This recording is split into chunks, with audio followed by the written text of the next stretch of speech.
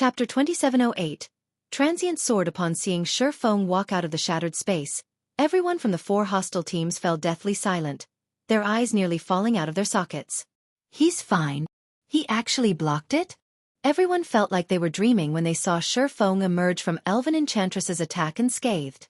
Many of the flowing water realm experts even rubbed their eyes to verify that they weren't hallucinating. That was one of Elven Enchantress's arrows they were talking about. According to rumor, the longbow Elven Enchantress wielded was a fragmented legendary weapon, and she could even repulse mythic monsters of the same level with its help. Moreover, Elven Enchantress hadn't launched just any ordinary arrow at Xueqi, either. The arrow she used was made entirely of precious mana jade steel. The arrow also had ancient magic runes carved on it. Even a Tier 3 player using an ordinary longbow could repel a mythic monster of the same level with this arrow. The combination of these two things was what made Elven Enchantress one of the Fire Dragon Empire's 6 absolutes. He actually blocked such a fast arrow? Black Flame is even stronger than what we heard. It seems the rumors of him being a peerless expert are true. The Flower of Seven Sins' Tier 3 members spectating in the distance couldn't help but marvel at this scene. Previously, they had failed to respond to Elven Enchantress's arrow despite having a bird's-eye view of the battlefield. If they were targeted by such an arrow from a distance of several dozen yards, they didn't dare imagine what would happen. He blocked it. Sorrowful Heaven eyed his subordinates with contempt when he overheard their discussion. You think he merely blocked it? Sorrowful Heaven's words only confused them. Look carefully. What is he holding in his hand? Sorrowful Heaven questioned angrily. He's holding an arrow? Everyone grew even more confused. You bunch are really stupid. Sorrowful Heaven was momentarily rendered speechless by his subordinates. He then turned to look at Xueqi in the distance, horror surfacing in his eyes. Arrows are considered consumables in God's domain. So long as they hit something, they will disintegrate, even if they get blocked by a skill or a weapon. Then, the arrow in Black Flame's hand. The Flower of Seven Sins members subconsciously turned to look at the blue arrow Xueqi held. Immediately, a chill overwhelmed their entire bodies. That's right. The arrow never hit him. Instead, he snatched the arrow out of the air. When Sorrowful Heaven finished speaking, rank disbelief filled his eyes. At this point, Sorrowful Heaven wasn't the only person to notice the crux of the problem. The 4 foreign aid team's domain realm experts also noticed it, and their faces turned ashen. Guild leader Yen Tianqing also stared at Xueqi in surprise. Elven Enchantress's attack was most likely top-notch even among the peerless experts in the current God's domain. Nonetheless, Xueqi had caught the arrow. Was this really a feat players could accomplish? However, compared to the Apex experts present, Skyshaker, Red Rain, Elven Enchantress, and Mad Sword found the situation even more unbelievable. How did he do it? Elven Enchantress's expression turned solemn as she gazed at Xueqi. She knew better than anyone just how fast her simple attack was. If she launched this arrow of hers within 100 yards of her target, she was confident that even the other 5 of the 6 absolutes wouldn't be able to block it. Even speed-type mythic monsters would get struck. Everyone, Black Flame is much stronger than we expected.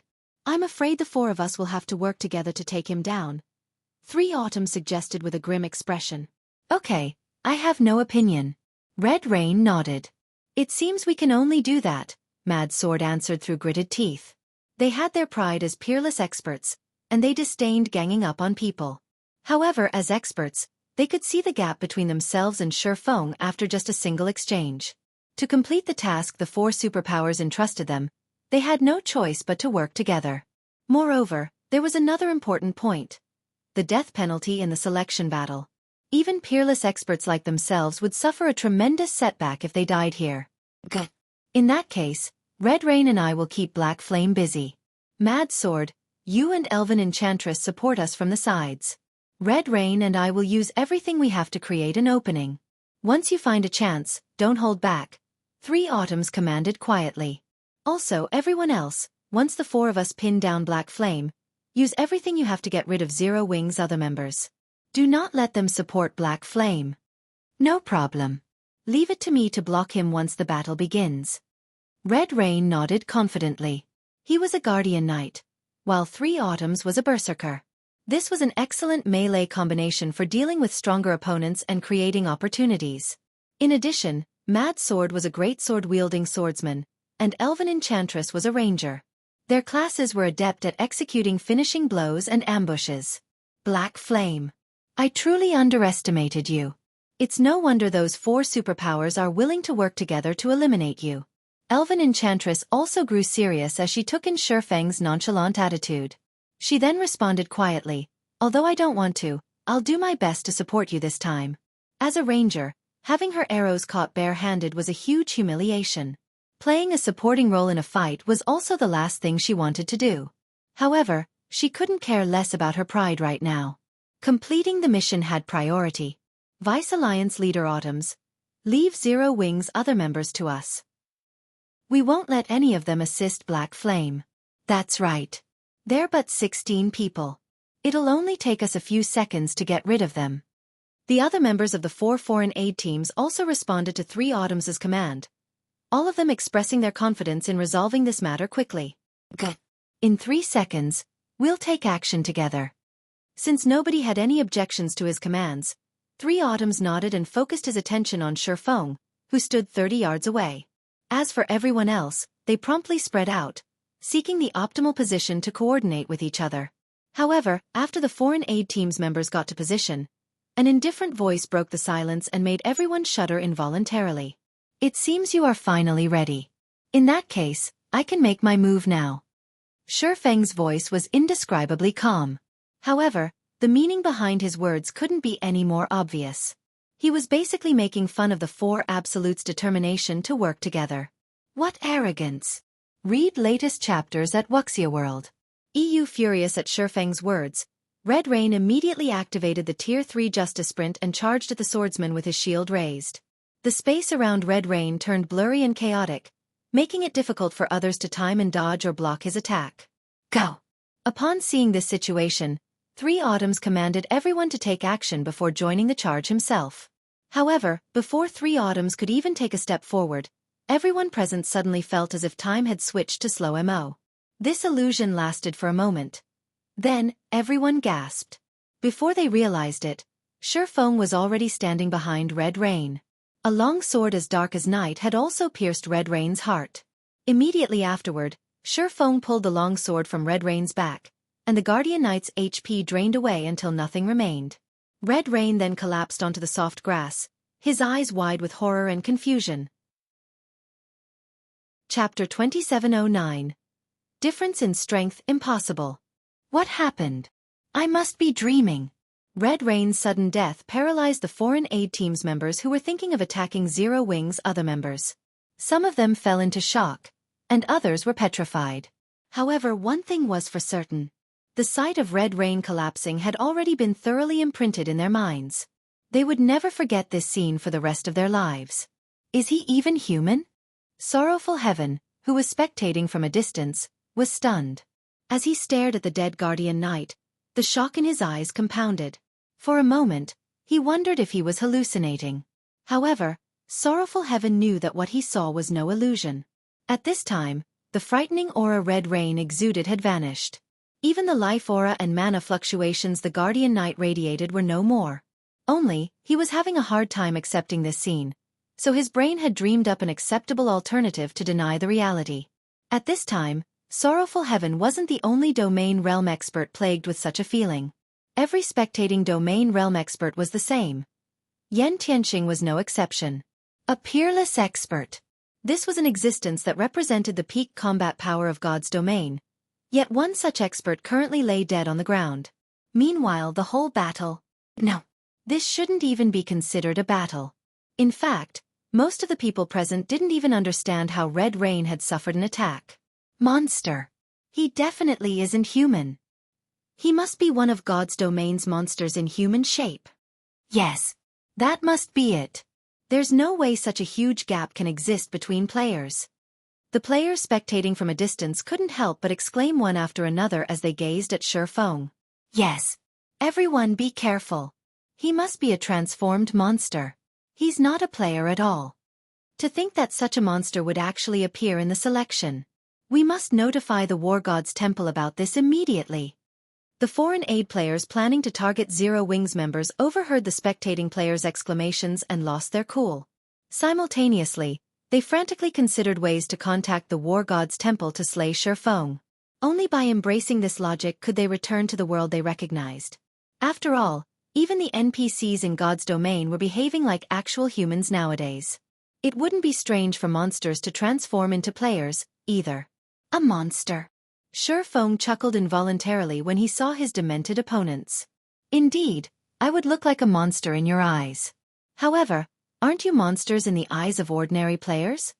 Ultimately, God's domain was still a game. So long as players continuously leveled up and obtained better weapons, equipment, basic attributes, physiques, reaction speed, mana control, etc., their combat power would also keep rising. In fact, even an ordinary player could gain strength that was unfathomable to the current great experts. God's domain was precisely such an unreasonable world. If this battle had occurred before Xuefeng had reached Tier 4, even he would have had to rely on tricks to defeat a peerless expert like Red Rain. However, after he got promoted to Tier 4, Red Rain was no different from an ant to him. Yes, the gap between Tier 3 and Tier 4 classes was that massive. In the eyes of others, peerless experts were invincible existences. However, to the current Xuefeng, they were like ants that he could squish with a wave of his hand. In fact, to kill Red Rain, Xuefeng had only used the Tier 2 Wind Blade. Meanwhile, everyone present was momentarily rendered speechless by Xuefeng's rhetorical question. Just as Xuefeng had said, ordinary players were nothing in their eyes.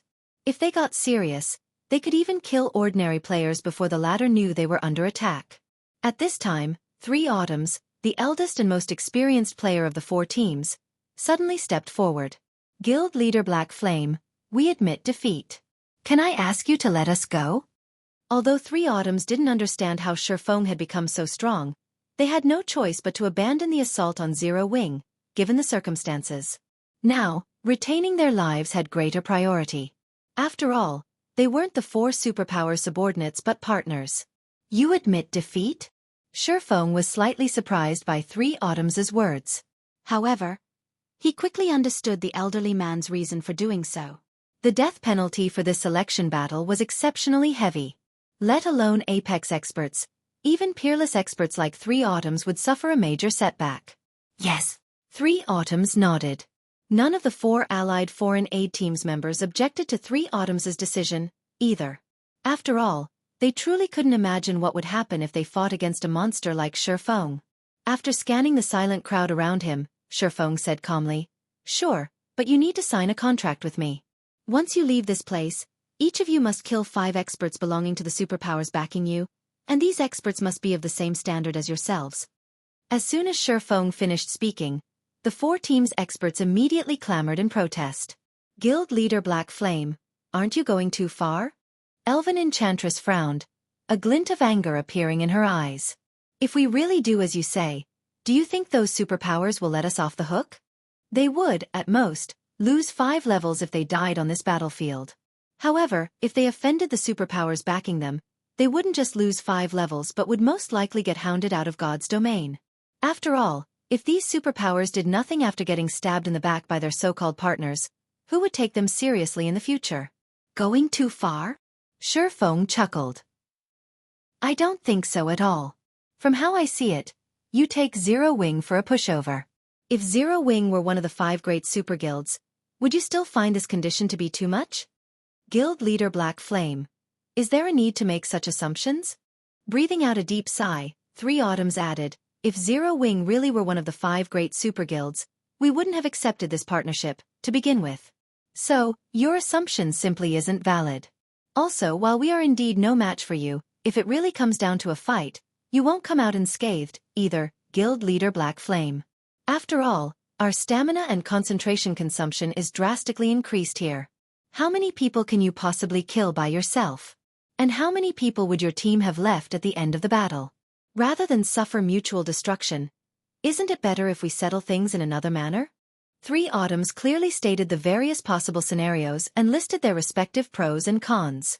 At this moment, let alone Yulon, Gentle Snow, and Aqua Rose, even Sorrowful Heaven, who was also in a leadership position, felt that this was the best option. After all, both sides weren't mortal enemies. To ensure Zero Wing's continued development, It was in Shifeng's best interests to avoid unnecessary losses. However, defying everyone's expectations, Shifeng shook his head. Guild leader Black Flame, are you intent on mutual destruction? Three Autumn's expression twisted slightly. As a peerless expert of God's domain and a Vice Alliance master of the Fire Dragon Adventure Alliance, it was already unbelievable that he was taking the initiative to admit defeat. He never thought that Shifeng was actually a lunatic. Read latest chapters at Wuxia World. EU Meanwhile, upon seeing that Shifeng refused to back off, Elven Enchantress snarled, Black Flame, you'd better not go too far. You should know that we also represent the superpowers backing us this time. If you annihilate our teams, those superpowers definitely won't let you off the hook. Zero Wing won't be able to bear the consequences. What you say is correct. Shifeng nodded. He then shifted his gaze to Elven Enchantress. However, you've made one mistake. Mistake. Shifeng's words puzzled Three Autumns. He couldn't figure out how he had misspoken. The next moment, Shifeng unsheathed the abyssal blade. Immediately, the intensity of the aura he exuded increased several-fold. With him as the center, all mana within a 1,000-yard radius started to roil, and even the air trembled. And that is the difference in strength. Chapter 27:10. Selection battle ends. As soon as Shifeng finished speaking, everyone present could clearly sense that the space around them had changed completely. To be precise, the surrounding space had become hostile to them. The heavy pressure the surrounding space subjected their bodies to felt like they were standing in a supergravity area. They even had trouble moving their bodies. On the other hand, as the lord of this space, Shifeng could exert boundless strength with every one of his movements. Not good. A domain. This is a mana domain. Many of the four opposing teams' experts instantly realized what was going on when they experienced this feeling of having their lives in someone else's hands. The expressions of Three Autumns, Elven Enchantress, and Mad Sword also turned unprecedentedly grim. Any player who had been mingling in God's domain for some time would know what a mana domain was. It also determined whether an NPC was a powerhouse. Every NPC that wielded a mana domain was an existence that players had to be wary of. After all, many of these NPCs could turn Tier 3 players into dust just by relying on their mana domains. They wouldn't even need to move their bodies. Why does he have a mana domain? Shouldn't that be something only a small minority of Tier 4 NPCs possess? Elven Enchantress panicked. Now, when she looked at Shifeng, her eyes no longer contained any anger, only fear. This was a mana domain they were talking about. With the emergence of this domain, Shifeng had basically become the ruler of this space. How is this possible? Three Autumns was stunned by this situation, his heart churning with confusion. Is he really not a player but a transformed monster? It might be fine if Shifeng only possessed absurd strength. At worst, they could use Zerg tactics to overwhelm his stamina and concentration. A mana domain, however, was a different story. A mana domain specifically countered Zerg tactics. If an individual stepped into a hostile mana domain without sufficient strength, they would be no different from ants before the domain's owner. They might not even be able to display any combat power. Moreover, the mana domain Shifeng revealed was simply outrageous, covering a 1,000-yard radius. With such a range, they couldn't flee even if they wanted to. At this moment, let alone Three Autumns and the other hostile players, even Yen Tianqing and the other members of Zero Wing's upper echelon were stunned. The guild leader's strength has already reached such a height? Yen Tianqing gawked at Shifeng, who currently stood proudly among the crowd of great experts. With such strength, it wouldn't matter even if the four opposing teams ganged up on Shifeng simultaneously.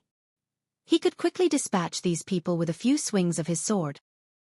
Only peerless experts like Three Autumns, who possessed exceptional basic attributes, could put up some resistance, a very laughable resistance, because Three Autumns and the others wouldn't even manage to match an ordinary Tier 3 expert inside Shifeng's mana domain. Meanwhile, with Shifeng's strength, he could easily dispose of ordinary Tier 3 experts, even without his mana domain's strengthening properties. At this time, the spectating foreign aid teams outside Shifeng's mana domain also panicked. Those four teams are dead for sure. With such a vast mana domain, they can't escape, Sorrowful Heaven said, his heart filled with complicated feelings as he looked at Three Autumns and the others. A joint team made up of 4 peerless experts and several hundred Tier 3 great experts was an incredibly powerful force, even in the Fire Dragon Empire. Nobody would dare oppose it. Now, however, such a team could only wait to die. Boss Sorrow, what should we do now? A level 117, tier 3 assassin asked helplessly. With just a thought, Zero Wing could decide the fate of the 4 foreign aid teams opposing it, what more the fate of their small team. Escape! Sorrowful Heaven replied instinctively as he looked at the gray space ahead of him. Although their team currently had no enmity with Zero Wing, the Flower of Seven Sins had come into conflict with Zero Wing several times in the past. If Xueqi was in a bad mood, he might decide to take care of them in passing. Escape! Looking at the special space around them, the tier 3 assassin asked anxiously, "But boss, where do we escape to? This area isn't particularly big. It won't take more than half an hour to run a lap here." The special space used to host the preliminary selections might be considered large for ordinary tier 3 experts.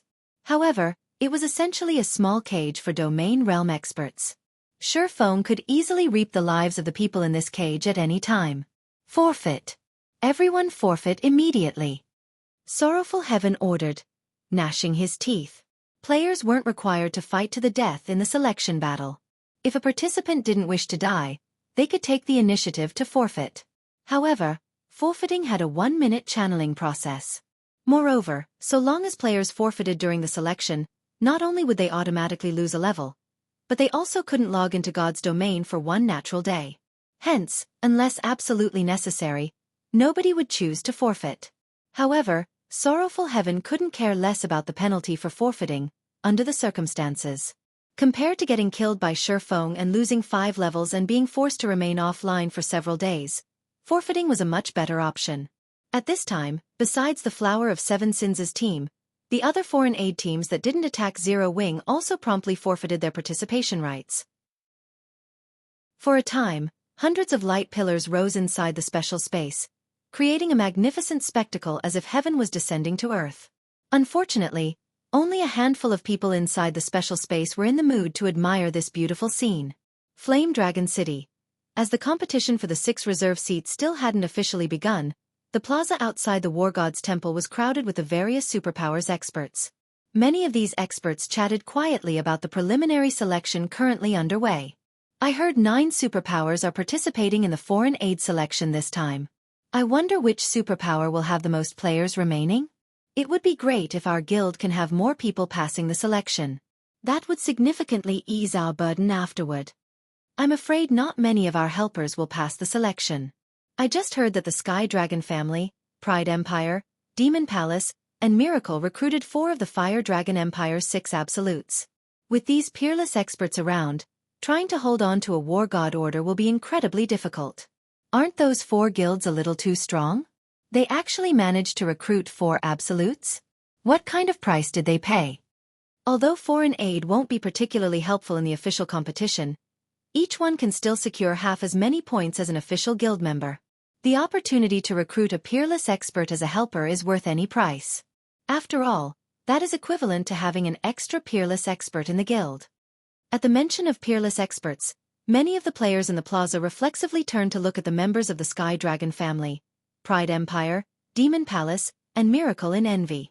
After all, a guild's foundation largely depended on the number of apex experts and peerless experts they possessed. Moreover, in this competition for the reserve seats, having even one additional peerless expert would be of significant help. At this time, the various superpowers' upper echelons resting inside the War God's temple were also filled with envy and anger. How did they manage to recruit 4 of the 6 absolutes? We clearly offered them astronomical prices before, yet they still declined. I never thought they would agree to help those 4 guilds. With this, we'll be placed in an even tighter spot for manpower. Mushin revealed an ugly expression when she read the report she just received. The matter of Zero Wing's data getting exposed had already placed Frost Heaven in a disadvantageous position. Now, 4 guilds had managed to recruit peerless experts to assist them. This was basically rubbing salt into an open wound. It seems these 4 guilds will be occupying most of the foreign aid slots this time. We'll definitely be in a very unfavorable position later on. Brilliant Blue also wore a somber expression on his face. Frost Heaven was already inferior to the other superpowers in terms of the number of peak experts and apex experts, to begin with. Hence, they had placed their hopes on their foreign aid to make up for the difference. However, this hope was growing slimmer and slimmer. Hong Xinyuan also remained silent. He never imagined that the preliminary selection would be so intense, with even 4 of the Fire Dragon Empire's 6 absolutes taking the stage. No matter what, let's look at the results before we make any adjustments, Seven Wonders said. Aside from Frost Heaven, the other superpowers were also panicking. They never thought that the Sky Dragon family, Pride Empire, Demon Palace, and Miracle would become the selection battle's biggest winners. As for the 4 guilds in question, they basked in a moment of delight, feeling that the price they paid to hire the 4 absolutes was well worth it. Now, all they had to do was wait for the selection battle to end and the results to be announced. Those 4 guilds were really cautious in their actions. Even we have just received news that they invited 4 of the 6 absolutes. Vice Guild Leader, I'm afraid we might have to change our plans afterward, White Feather said with a frown as she read the latest report. Although the addition of 4 peerless experts wouldn't affect Mythology's overall situation, she still disliked such variables. The Fire Dragon Empire's 6 absolutes? The corners of Cold Shadow's lips curved up when she heard this. With this, even Black Flame will have trouble surviving. Previously, when she heard of the 4 superpowers' plan to suppress Zero Wing, she still felt relatively uneasy. She had seen Shifeng's strength and tricks before. Killing him would be incredibly difficult. However, with 4 peerless experts added to the equation, combined with the special spaces restrictions, Shifeng's death was just about guaranteed. As the various superpowers' upper echelons were predicting the selection battle's results, a bell suddenly tolled, the sound echoing throughout the War God's temple. Read latest chapters at Wuxia World. EU. This bell represented the end of the selection battle. What's going on? The selection battle is over? Didn't it just start? Did the War God's temple make a mistake? That shouldn't be the case. Let's go take a look. The selection battle's abrupt end confused the various superpowers' upper echelons. They hastened to the War God's temple's central hall to find out what had happened. Chapter 2711. Lucky Zero Wing? War God's Temple Central Hall. In response to the bell signaling the preliminary selection's end, the various superpowers' upper echelons quickly gathered in the normally deserted central hall. In just a few moments, players filled 1/3 of the hall, which was the size of half a football field. The selection battle began less than 10 minutes ago, yet the ending bell already rang. Did the selection's rules change? That shouldn't be the case. The rules were verified before the competition. But it ended in less than 10 minutes. I doubt anyone can do anything in such a short time, right? The various superpowers' upper echelons curiously discussed the selection battle's abrupt end. All of them wanted to know why the selection ended so soon. Amid the various discussions, a huge teleportation array appeared in the middle of the hall. A moment later, a stone steel emerged from the magic array. The appearance of the steel instantly attracted the various superpowers' attention. This was especially true for the 9 superpowers that had recruited foreign aid. This was because the 9 superpowers' names were gradually appearing on the steel. The announcement of the number of players that passed the selection for each guild was evidently forthcoming. What? The results are actually out so soon. I wonder which guild will have the most helpers? If anyone can get over 20 official foreign aid slots, it would be of significant help in the official competition. According to the information we received, Miracle should have the best odds. After all, they recruited Elven Enchantress. She's top-notch when it comes to long-range sniping and sneak attacks. She can easily snipe the War God Order holders. Also, compared to the 5 other absolutes, her attacks are the trickiest to block. The various superpowers' upper echelons excitedly made conjectures as they watched the words slowly appear on the steel. On the other hand, Frost Heaven's members grew nervous. According to the intelligence they secretly acquired, Frost Heaven's overall strength could only be considered average. If they lacked sufficient foreign aid, they would most likely lose all hope of gaining one of the 6 reserve seats. The official competition for the reserve seats would be a struggle for land and resources. The greater the number of powerful experts one had, the more advantageous one's position. After a guild occupied a resource node, it would acquire a resource emblem. And when a player wore the resource emblem, so long as they did not leave the node's range, the guild they belonged to would continually earn guild points. Hence, the player wearing the resource emblem had to be incredibly strong. Otherwise, it would be very easy for other guilds' experts to ambush and kill the emblem holder. 10. Just 10 people is fine. Muxin prayed quietly as she looked at the monument. She didn't place much hope in having many of their helpers pass the preliminaries. She only hoped that Frost Heaven's foreign aid count did not lag behind the other superpowers. 10. She sure knows how to dream. 1,000 Miles, a vice guild leader of Miracle, sneered when he overheard Muxin's mutterings from nearby. It's a pity she invited Zero Wing. This dream of hers will never come true. Miles, you've gone too far this time. I only told you to instruct Elven Enchantress and the other 3 guilds to suppress Zero Wing. Yet, you actually told them to annihilate Frost Heaven's other helpers after eliminating Zero Wing. Shredded Soul, Miracle's first vice guild leader, berated while shaking his head. If Frost Heaven's people find out about this, they'll definitely create a lot of trouble for us in the future. We're going to have to reduce the other guild's foreign aid count anyway. It doesn't matter even if we have Frost Heaven suffer slightly greater losses. It's Frost Heaven's fault for seeking Zero Wing's help, to begin with. 1,000 Miles countered contemptuously. He bore a massive grudge against Zero Wing. It was all because of Zero Wing that his status in the guild had repeatedly fallen. He naturally wouldn't let go of an opportunity to take revenge. In fact, to deal with Zero Wing, he had taken the initiative to persuade the guild to partner with Saint's Hand and collaborate with the 3 other guilds to take action together.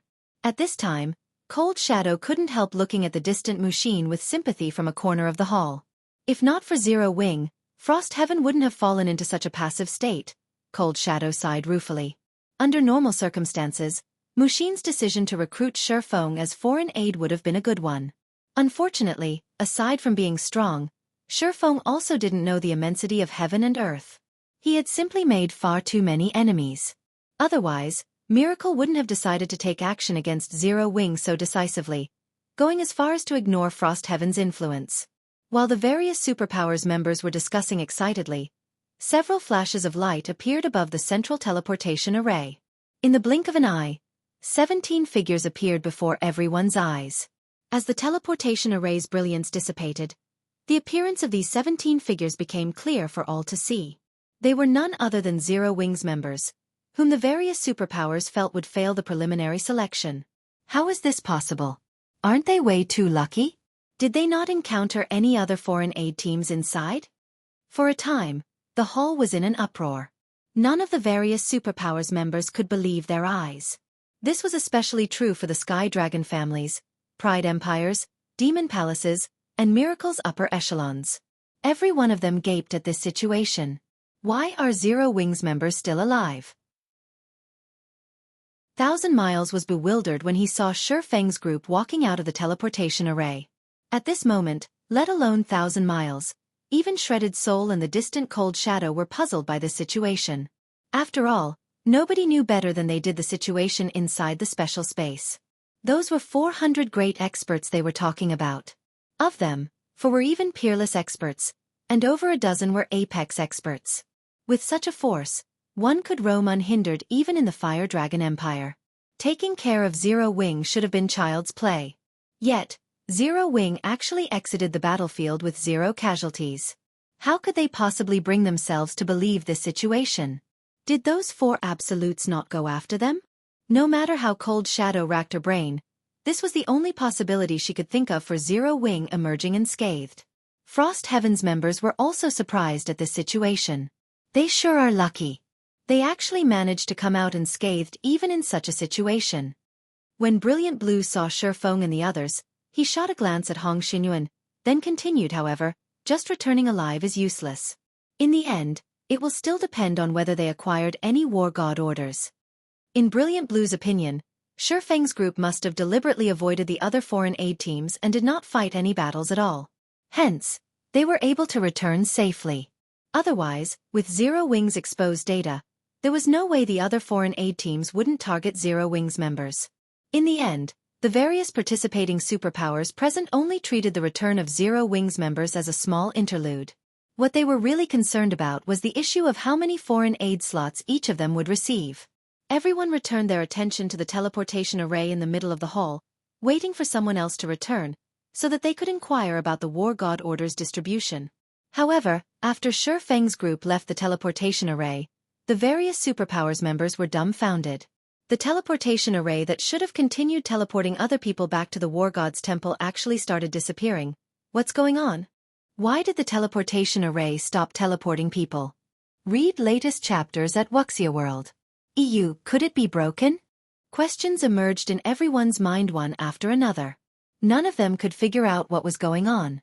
The hall devolved into pandemonium because of this situation. However, after a short while, the entire central hall fell into a deathly silence. The line of text that appeared at the top of the stele rendered everyone in the hall speechless with shock. Preliminary selection participant count: 900. Passing count: 17. Chapter 27:12. Arrogant Person Exodus Tales Chapter 27:12. Arrogant Person, only 17 people passed the selection? Zero Wings team seems to have 17 people. What exactly is going on here? After a brief silence, the various superpowers members turned their eyes toward Shifeng's group, the doubt in their hearts deepening.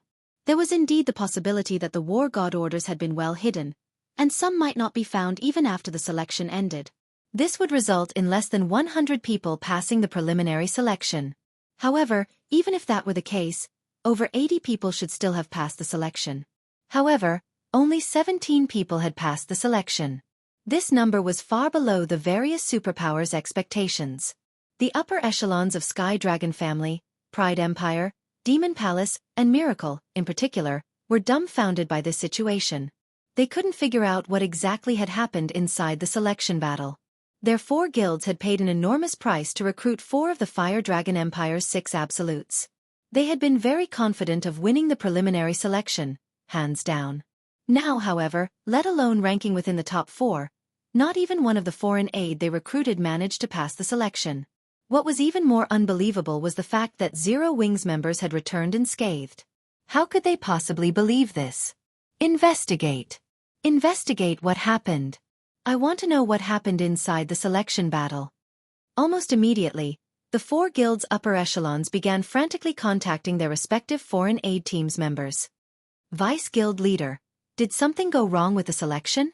White Feather's eyes brimmed with surprise and confusion as she looked at the central stele.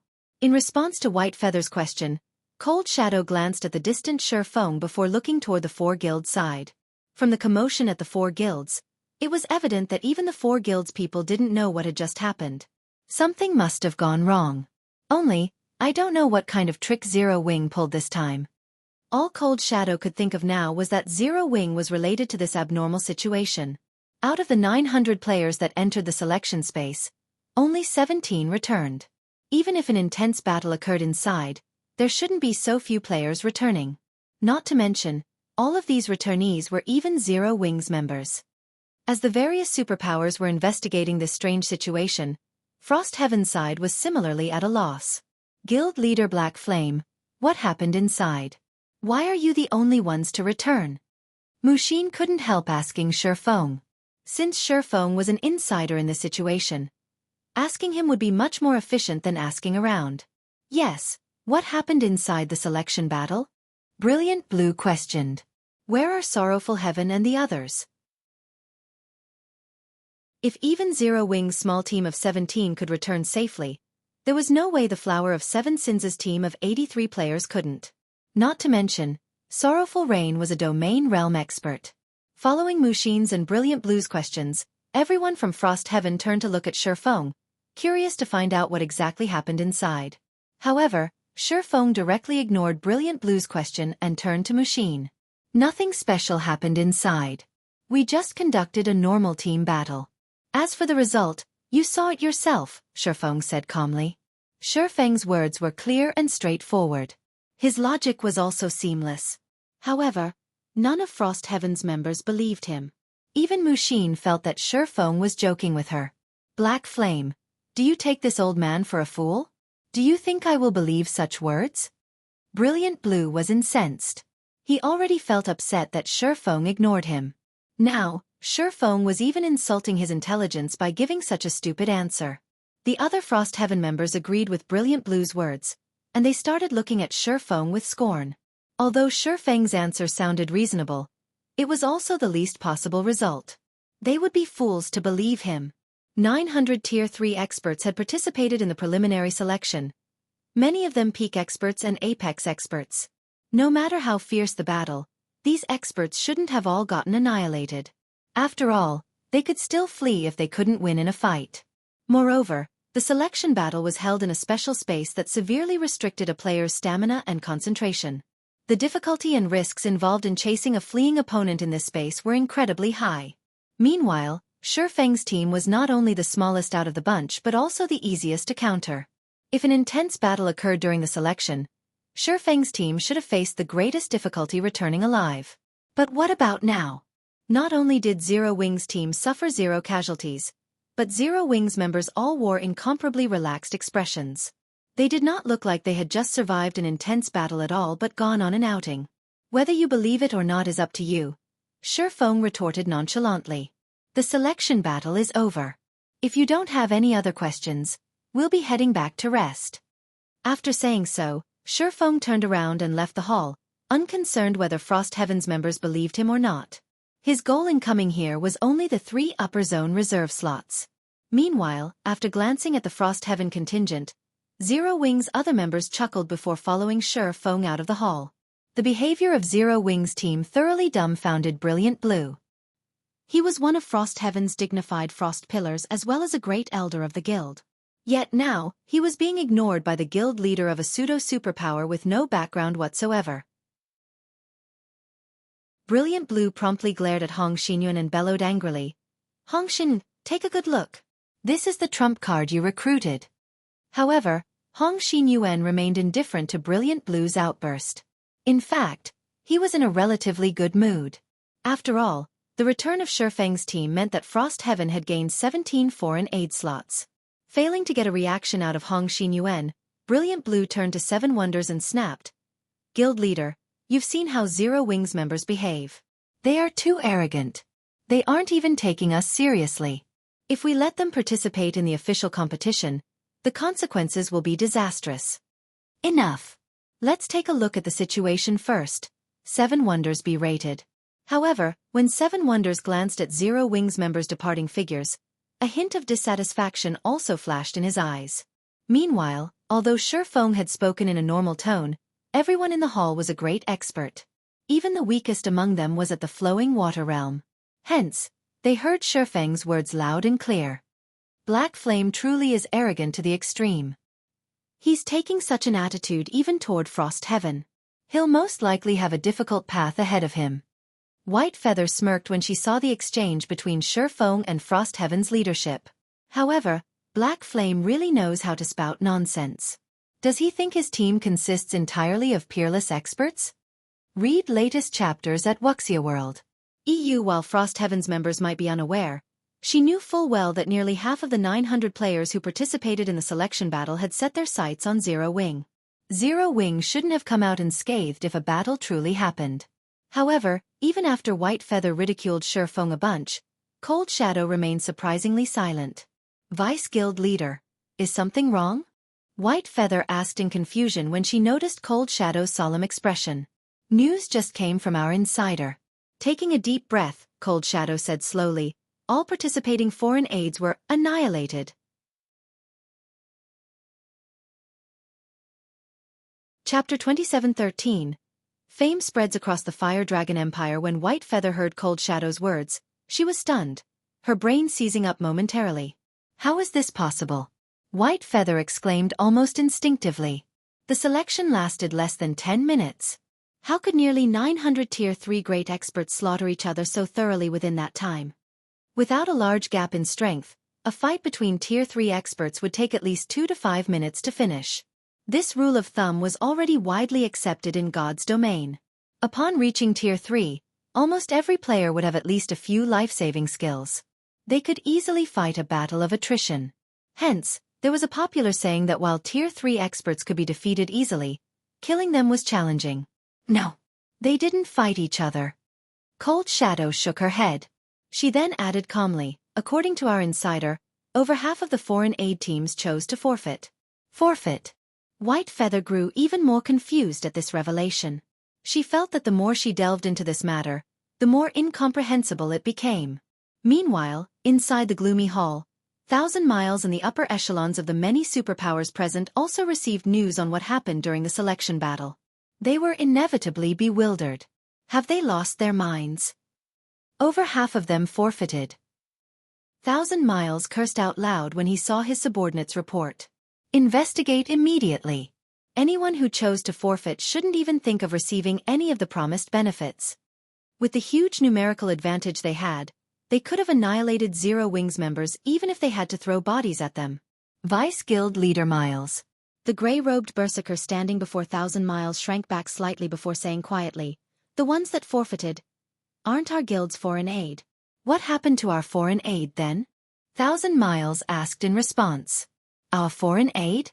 After peeking at Thousand Miles, the gray-robed berserker answered hesitantly, "Black Flame killed them all. Moreover, he didn't kill just our foreign aid but also the other 3 guilds' foreign aid." "Are you sure Black Flame did it alone? Are they not messing with you?" Thousand Miles asked in disbelief. "I've verified with them already." The gray-robed berserker nodded. Black Flame indeed killed them by himself. Out of the 400 players that targeted Zero Wing, not a single one survived. Alone? He annihilated all 400 Tier 3 great experts? Thousand Miles suddenly felt a little dizzy. This information was too much for his brain to process. He even felt that he was hallucinating right now. According to the foreign aid teams, Black Flame already possesses a mana domain. The range and strength of his mana domain are also unprecedented. Tier 3 experts can't exert even 10% of their combat power while inside it. Just moving their bodies is a challenging task, the berserker reported after summoning up his courage. Not only did a player obtain a mana domain, but said mana domain was even so powerful. If someone had told him such a thing before, even he would consider that person crazy. Either that or this person was a newcomer in God's domain and ignorant about mana domains. A mana domain? Thousand Miles's expression stiffened at this term. How can he have a mana domain? At this time, Thousand Miles wasn't the only person dumbfounded. The other superpowers' upper echelons were similarly bewildered when they heard this piece of news. After all, it was far more unbelievable than Shurfeng's feat of single-handedly annihilating 4 foreign aid teams. In God's domain, the mana domain was the standard that determined whether an NPC was strong or weak. So long as an NPC had a mana domain, they would be considered a true powerhouse in the whole of God's domain. After Frost Heaven's members received a detailed report of what happened during the selection battle, they, too, fell silent. Brilliant Blue, in particular, wore an extremely wrinkled and ugly look on his face. Previously, no one from Frost Heaven believed what Shurfeng had said. In their opinion, Shurfeng was only talking big. Brilliant Blue had even mocked Shurfeng for his arrogance. However, insiders were now telling them that everything was true. Moreover, the situation was far more terrifying than how Shurfeng described it. "Old Hong, did you and Mushin know about this since the beginning?" Seven Wonders couldn't help asking Hong Xinyuan. "We knew a little." Chuckling, Hong Xinyuan added, "However, for confidentiality's sake, we didn't tell anyone." Mushin also nodded in agreement. Only, even she was surprised by such an excellent battle record. She never expected that Shurfeng's mana domain would be so powerful when released. It was at least 10 times stronger than what she experienced. "You two really know how to keep us in the dark." When Seven Wonders looked at Hong Xinyuan's indifferent expression and recalled the situation with Shurfeng before, he smiled bitterly. "In that case, I'll leave Zero Wings matters to you in the future." After glancing at the silent Brilliant Blue, Hong Xinyuan faintly smiled and said, "Guild leader, please rest assured." After the end of the selection battle, news about Zero Wings spread like the plague. This was especially true for the details regarding Black Flame. Many of the major powers that had come to spectate the competition were shocked. Not only had Black Flame single-handedly dominated the preliminary selection, but he even possessed the rumored mana domain. This battle record instantly made Black Flame the focus of discussion for many players all over the Fire Dragon Empire. Quite a number of the Empire's players even sought to join the pseudo-superpower known as Zero Wing. War God's Temple, Mythology's Lounge. Vice Guild Leader, the situation has become somewhat troublesome now. Not only does that Black Flame possess a mana domain, but his fame has also spread throughout the Fire Dragon Empire. I'm afraid it'll become very difficult to realize our acquisition plan now, Whitefeather said anxiously when she saw that Black Flame's name was being mentioned everywhere in the Fire Dragon Empire's forums. This situation might even affect Miracle's ranking. Mythology had chosen to partner with Miracle for the competition this time. In terms of guild foundations and strength, Miracle was above Frost Heaven. However, not only did Miracle lose all its foreign aid, but Frost Heaven even had Zero Wing supporting it. The gap in strength between the two guilds had instantly narrowed by a large margin. Black Flame has indeed become a big variable now. Glancing at the battle report she received, Cold Shadow smiled and added, however, at the end of the day, the struggle for the reserve seats isn't something that can be decided by one person. Not to mention, even with a mana domain, Black Flame won't be able to survive for long in this competition. That great personage has already said he would personally take action against Black Flame. That great personage is going to make a move? This news surprised Whitefeather. Black Flame still thinks he is invincible just because he has a mana domain. He doesn't know that there is always someone stronger. Even a mana domain cannot save him now, Cold Shadow sneered as she read the detailed report on Xueqi. While a mana domain was indeed powerful, it was a negligible existence in front of absolute strength. While the various superpowers were patiently waiting for the official competition to begin, Xueqi secretly paid a visit to a bar called Moonfire in Flame Dragon City's outskirts. Read latest chapters at Wuxia World. EU. At this time, only one woman was sitting quietly at the bar counter. This woman wore delicate light blue robes, and just the view of her back could mesmerize countless people. However, this woman's aura was as hot as flames, deterring people from summoning up the courage to approach her. "You're here." When the woman saw Xueqi enter the bar, she greeted him as though welcoming an old friend she hadn't seen for a long time. Meanwhile, this woman was none other than the Dragon Phoenix Pavilion's Phoenix Pavilion Master, Demon Queen Phoenix Rain.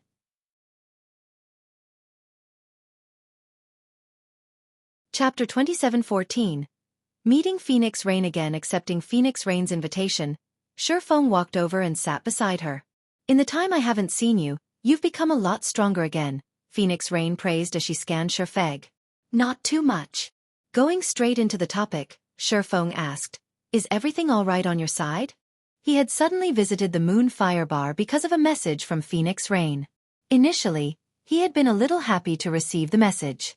Since he had thought that Phoenix Rain would never appear before him again, he felt that the situation shouldn't be as terrible as Duan Hanzhan made it out to be. However, the moment he laid eyes on Phoenix Rain, he instantly understood. The situation was much worse than he thought. This was because the Phoenix Rain he saw couldn't be considered human. All her information was labeled as unknown, and couldn't be examined at all. Moreover, the feeling he got from her was as if she had wholly integrated her existence with the flowers and trees of God's domain.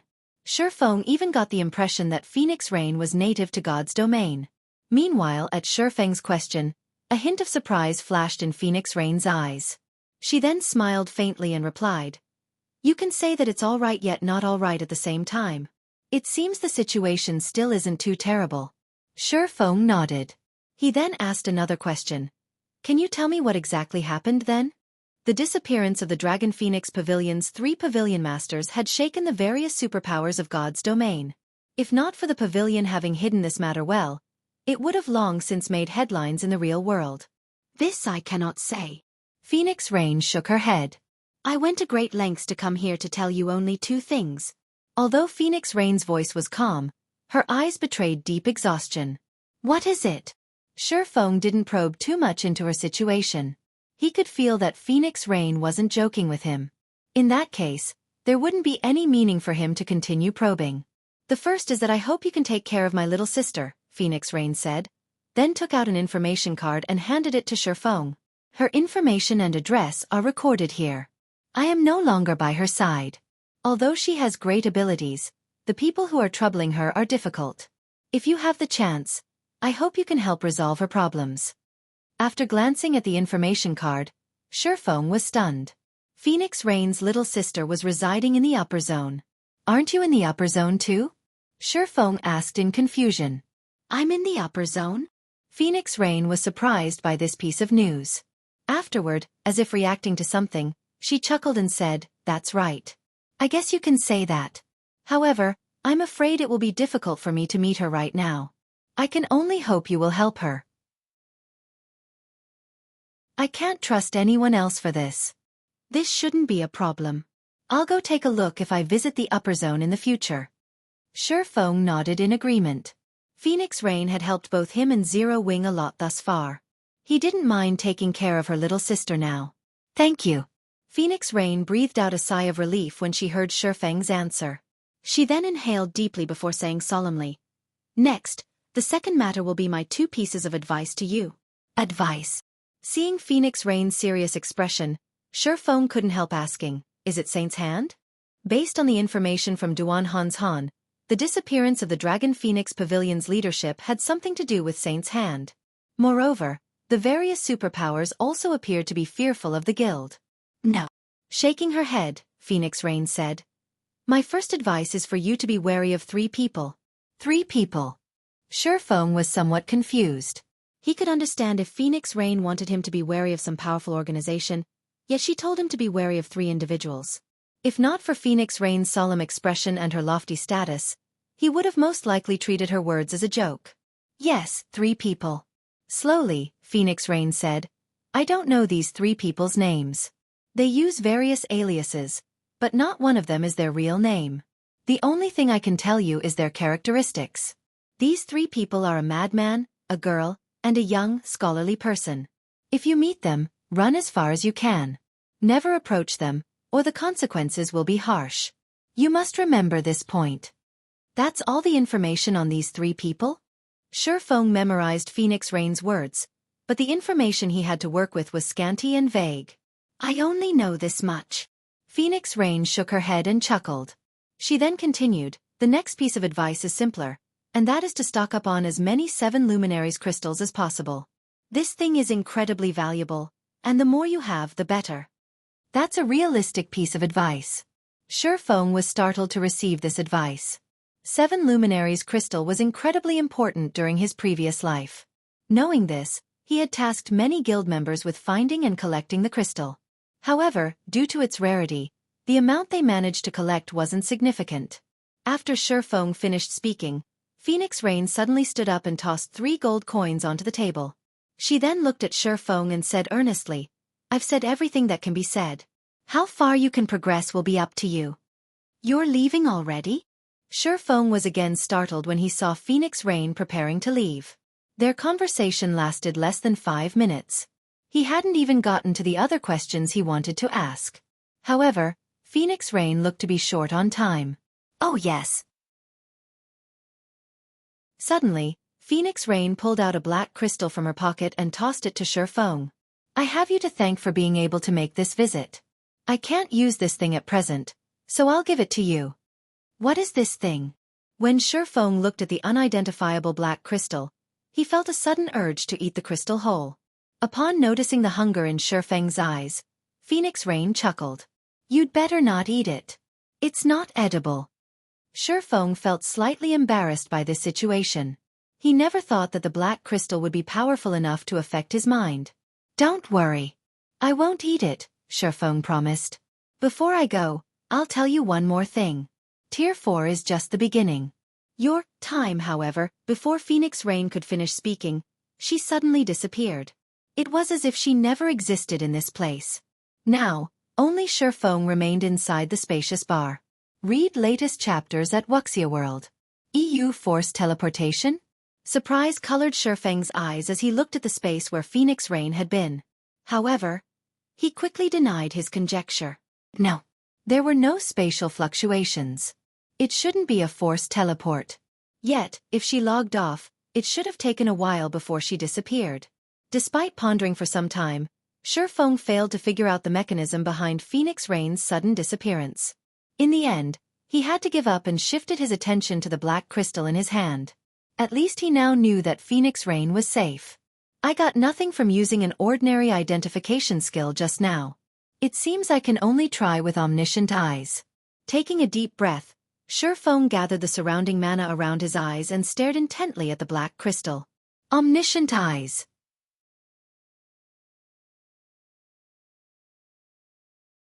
Chapter 27:15. Eternal item. As Xueqi frantically gathered mana inside the bar, the mana around him started liquefying. The standard of his mana was undoubtedly at tier 4. A moment later, Twofold magic arrays appeared in his eyes. If a player were to meet his gaze right now, they would most likely shudder instinctively. At this moment, Xueqi's eyes seemed to be capable of penetrating all truths in the world. No secrets could exist before this pair of eyes. Sure enough, Omniscient Eyes' effects have improved significantly now that my mana has reached the Tier 4 standard. Xueqi was delighted as he looked at the black crystal in his hand.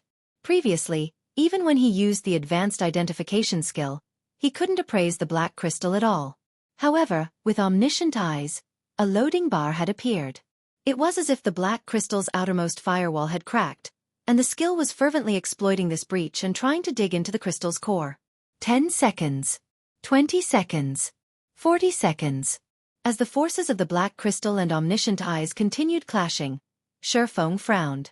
Although Omniscient Eyes has the strength to contend against the black crystal, it apparently still isn't enough. Omniscient Eyes might be digging at the black crystal's firewalls, but the skill had a limited duration of only 1 minute. If it failed to break through the black crystal's defenses during this time, he would have to try again 10 minutes later. Only, the result would most likely be the same.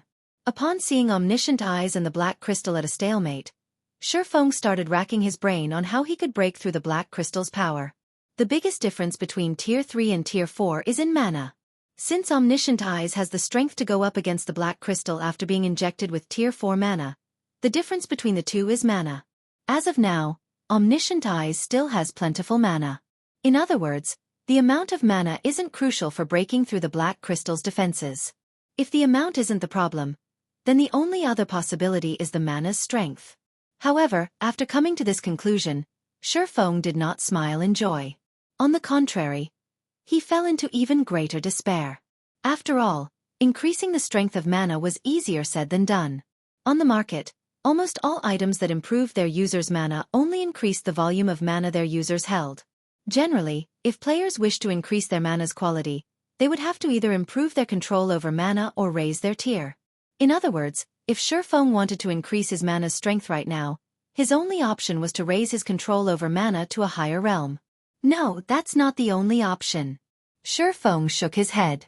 An increase in the mana's strength also represents an increase in the skill's power. Increasing the skill's power would be equivalent to improving the mana's strength. After Xueqi thought up to this point, a glimmer of hope appeared in his eyes. However, less than 5 seconds remained to Omniscient Eyes' duration. I have no choice but to try. Taking a deep breath, Xueqi unsheathed the abyssal blade and promptly assumed the posture of using the mana technique Light Shadow. The mana swarming around Xueqi instantly began condensing even further, taking on the shape of a great sword. However, unlike when he used this mana technique at Tier 3, the Phantom Greatsword now looked much more tangible. Meanwhile, after executing Light Shadow, Xueqi could sense a change occurring in the magic arrays in his eyes. They showed faint signs of evolving into threefold magic arrays. Good. It's effective. Xueqi couldn't help growing excited.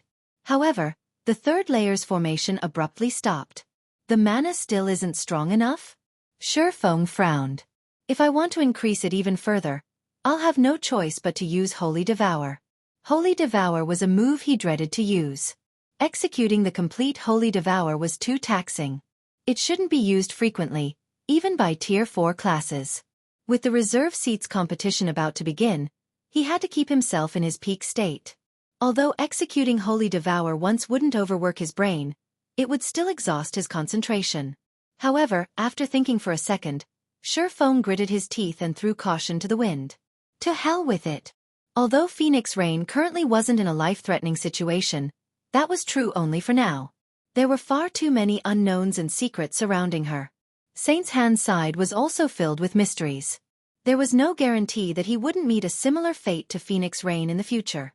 Hence, he needed to identify the black crystal. Only by doing so would he have a chance at finding some useful information.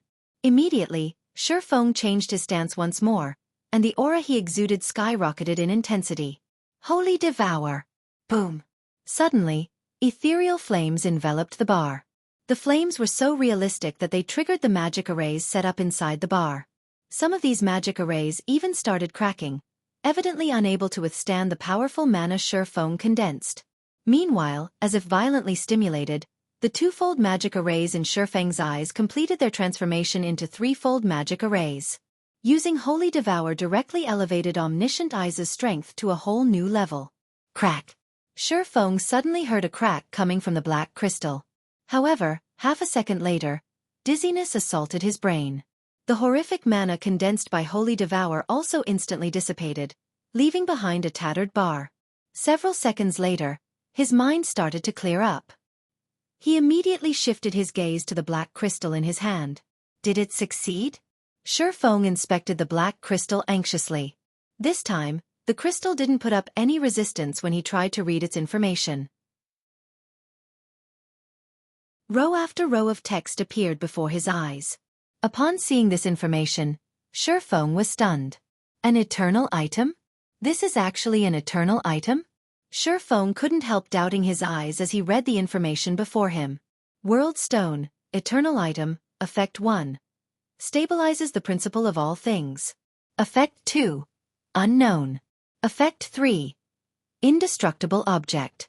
In God's domain, so long as an item was related to eternity, it was an item of gods.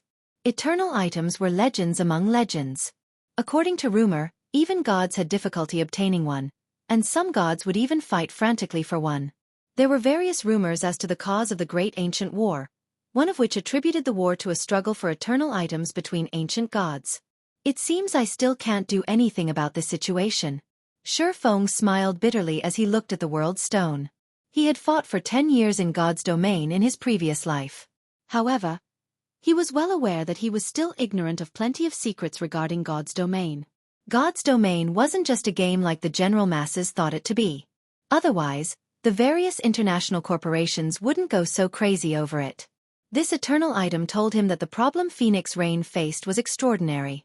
It wasn't something a Tier 4 Sword Emperor like himself could look into. After all, even the God-ranked experts in his previous life had great difficulty obtaining such an item. He would most likely have to wait until he reached Tier 5 or even Tier 6 before he could find out more about the situation. Otherwise, he would share the fate of all those missing experts. Read latest chapters at Wuxia World. While Shifeng was having goosebumps from thinking about the problem Phoenix Rain was involved in, Yulan suddenly contacted him. "Where are you now, guild leader?" Yulan asked anxiously. "The various superpowers members have already started to gather." "Okay. I'll head over now." Shifeng smiled and nodded. He decided to shelve Phoenix Rain's matter temporarily. Now, the only thing he needed to do was improve both his and his guild's strength as much as possible. Only by doing so would he have a better chance of handling the various crises plaguing him. After ending the call, Shifeng stored the World Stone and dropped a bag of gold coins on the table. He then left the Moon Fire Bar.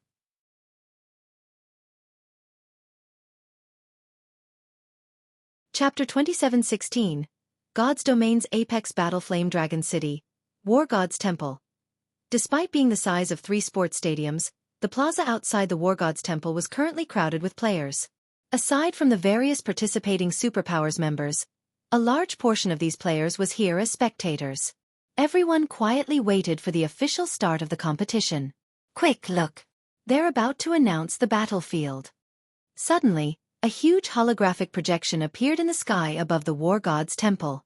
The projection was hundreds of meters wide, and the image displayed was visible even from several miles away. Meanwhile, with the emergence of this holographic projection, excitement surged in both the players and NPCs in Flame Dragon City. It's finally starting. This competition will determine the future direction of the entire God's domain. Many of the various superpowers' hidden experts will reveal themselves. Once you guys enter the arena, make sure to record these experts' data. They're going to become the giants of God's domain in the future. We must make sure we don't accidentally offend any of them. Newbies, listen up. The guild spent a fortune to reserve a VIP viewing room to let you experience this competition as close as possible. Cherish this opportunity and learn as much as you can from those top talents. The various major powers here to spectate the competition spent time instructing their guild talents and newcomers to cherish this viewing opportunity. After all, this was going to be the apex battle of God's domain. Talents? I want to see just how powerful they are. I heard many of the people on the God's domain's experts list would appear. I wonder if we'll get a chance to see a showdown between these experts? The various major powers' talents and newcomers grew excited upon hearing their superiors' words. They all wished they could take part in the competition themselves. The players in Flame Dragon City weren't the only ones paying attention to this competition. Players all over God's domain were also interested. Unfortunately, the people who could directly spectate the battle numbered very few, which had many players gnashing their teeth in frustration. There were only 100 VIP viewing rooms, each capable of accommodating only 100 players. There were also only 10 million normal viewing seats available. Compared to God's domain's player population, this number was insignificant. However, this still wasn't the most frustrating part. Instead, what frustrated players the most was that aside from players, even NPCs could purchase these viewing tickets.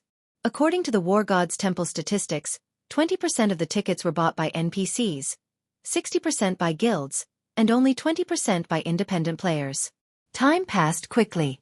Before anyone knew it, the holographic projection above the War God's Temple revealed the battlefield for the upcoming competition. Displayed on the projection was an ocean with turbulent waves and dark thunderclouds. At a glance, it was evident this wasn't a place players could enter casually. Strewn across this ocean were 18 islands of varying sizes. The small islands were roughly the size of small leveling maps, while the large islands were around 3 times the size of the small islands. A considerable distance separated these islands. With calm seas, a bronze speedboat would take at least 2 hours to travel from one island to another. The appearance of waves and storms could double this travel time. What? It's going to be a naval battle? No, there are quite a few islands on the ocean. Is it an island occupation battle? The players outside the War God's Temple were surprised by the unveiled battlefield, and heated discussions promptly broke out. However, before anyone could reach a conclusion, the specific rules for the reserve seat competition were listed one after another. Oh well, when the players in the plaza saw these rules, they gasped in shock. After all, this competition depended heavily on guild foundations and leadership. The use of individual strength would be greatly restricted in this competition. Moreover, if a guild didn't handle its distribution of teams properly, it might suffer complete annihilation. The rules favor guilds with greater numbers. Mu Lingsha frowned as she gazed at the rules displayed above the War God's Temple. The minimum requirement for players in this competition was Tier 3. Even if most of the participating superpowers had roughly the same number of guild members, there was a huge difference in the number of Tier 3 players. Take Unyielding Soul, for example. The guild had only 4,500 or so Tier 3 players. However, the Super Guild Sky Dragon family had over 8,000.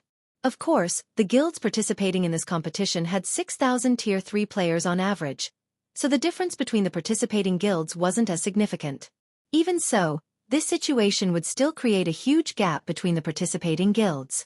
To begin with, each of the 5 great super guilds had over 20,000 Tier 3 players. This wasn't a number any of the other superpowers could hope to compete with. This was also why none of the other superpowers held any hopes of competing for the 5 other reserve seats. With the revelation of these rules, the gap between the 5 great super guilds and the other participating superpowers became even more significant. For example, the 5 great super guilds could form 21,000-man teams each, whereas the other superpowers couldn't even form 10. And given the random assignment to the various islands, the number of islands the 5 great super guilds could occupy right off the bat would already be several times higher than what the other superpowers could hold.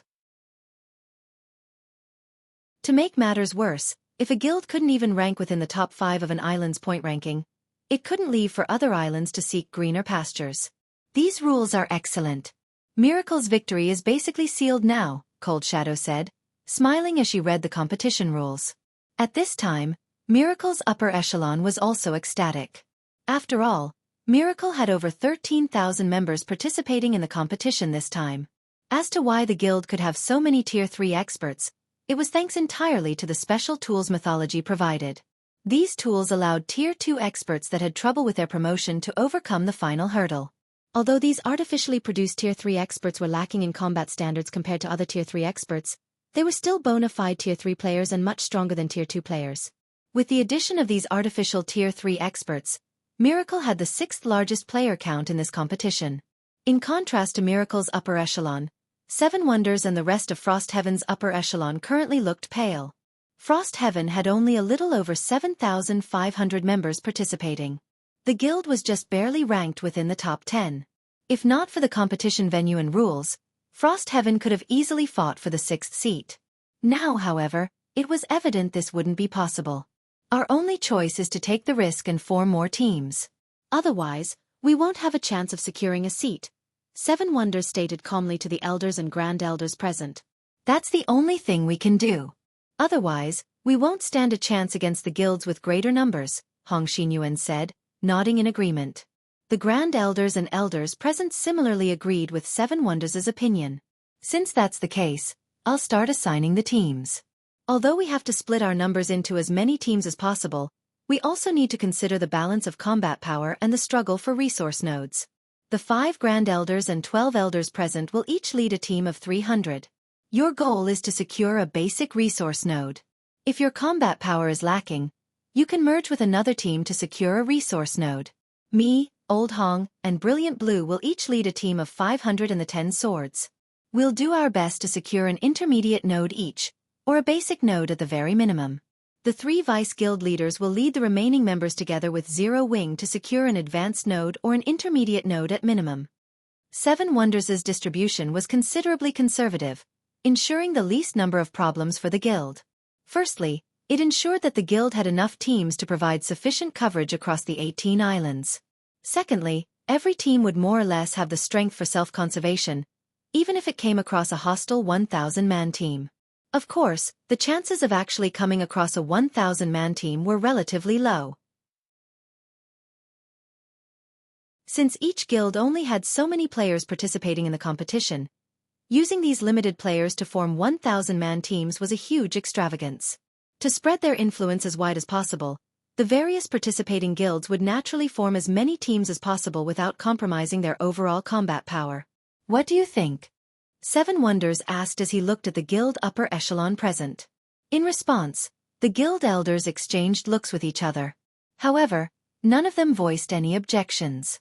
Seven Wonders nodded. In that case. Just as he was about to finalize his decision, however, a low voice entered everyone's ears. I object. Immediately, Frostheaven's upper echelon turned to look at this voice's origin. The owner of this voice was none other than Shifeng, who had just arrived. However, instead of getting upset at Shifeng's interjection, Seven Wonders instead asked sincerely, Guild Leader Black Flame, do you have any better suggestions? Following Seven Wonders' question, the Grand Elders and Elders present also turned to Shifeng. Their actions showed that they were of the same mind as Seven Wonders, and they all looked forward to hearing Shifeng's suggestion. What happened to these people while I was gone? Shifeng was a little surprised at Seven Wonders and the others' response. Before he left, these people couldn't even be bothered to look at him. Now, not only did Seven Wonders' attitude change for the better, but even Frostheaven's Grand Elders and Elders had become more amiable.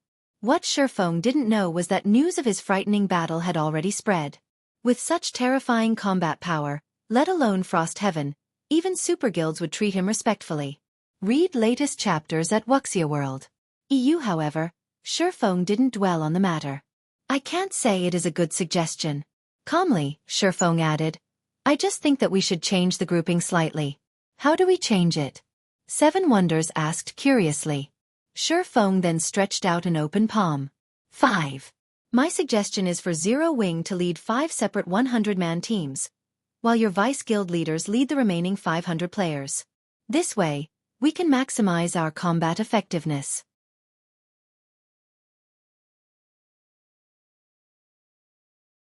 Chapter 27:17. Gambit? 5 separate teams?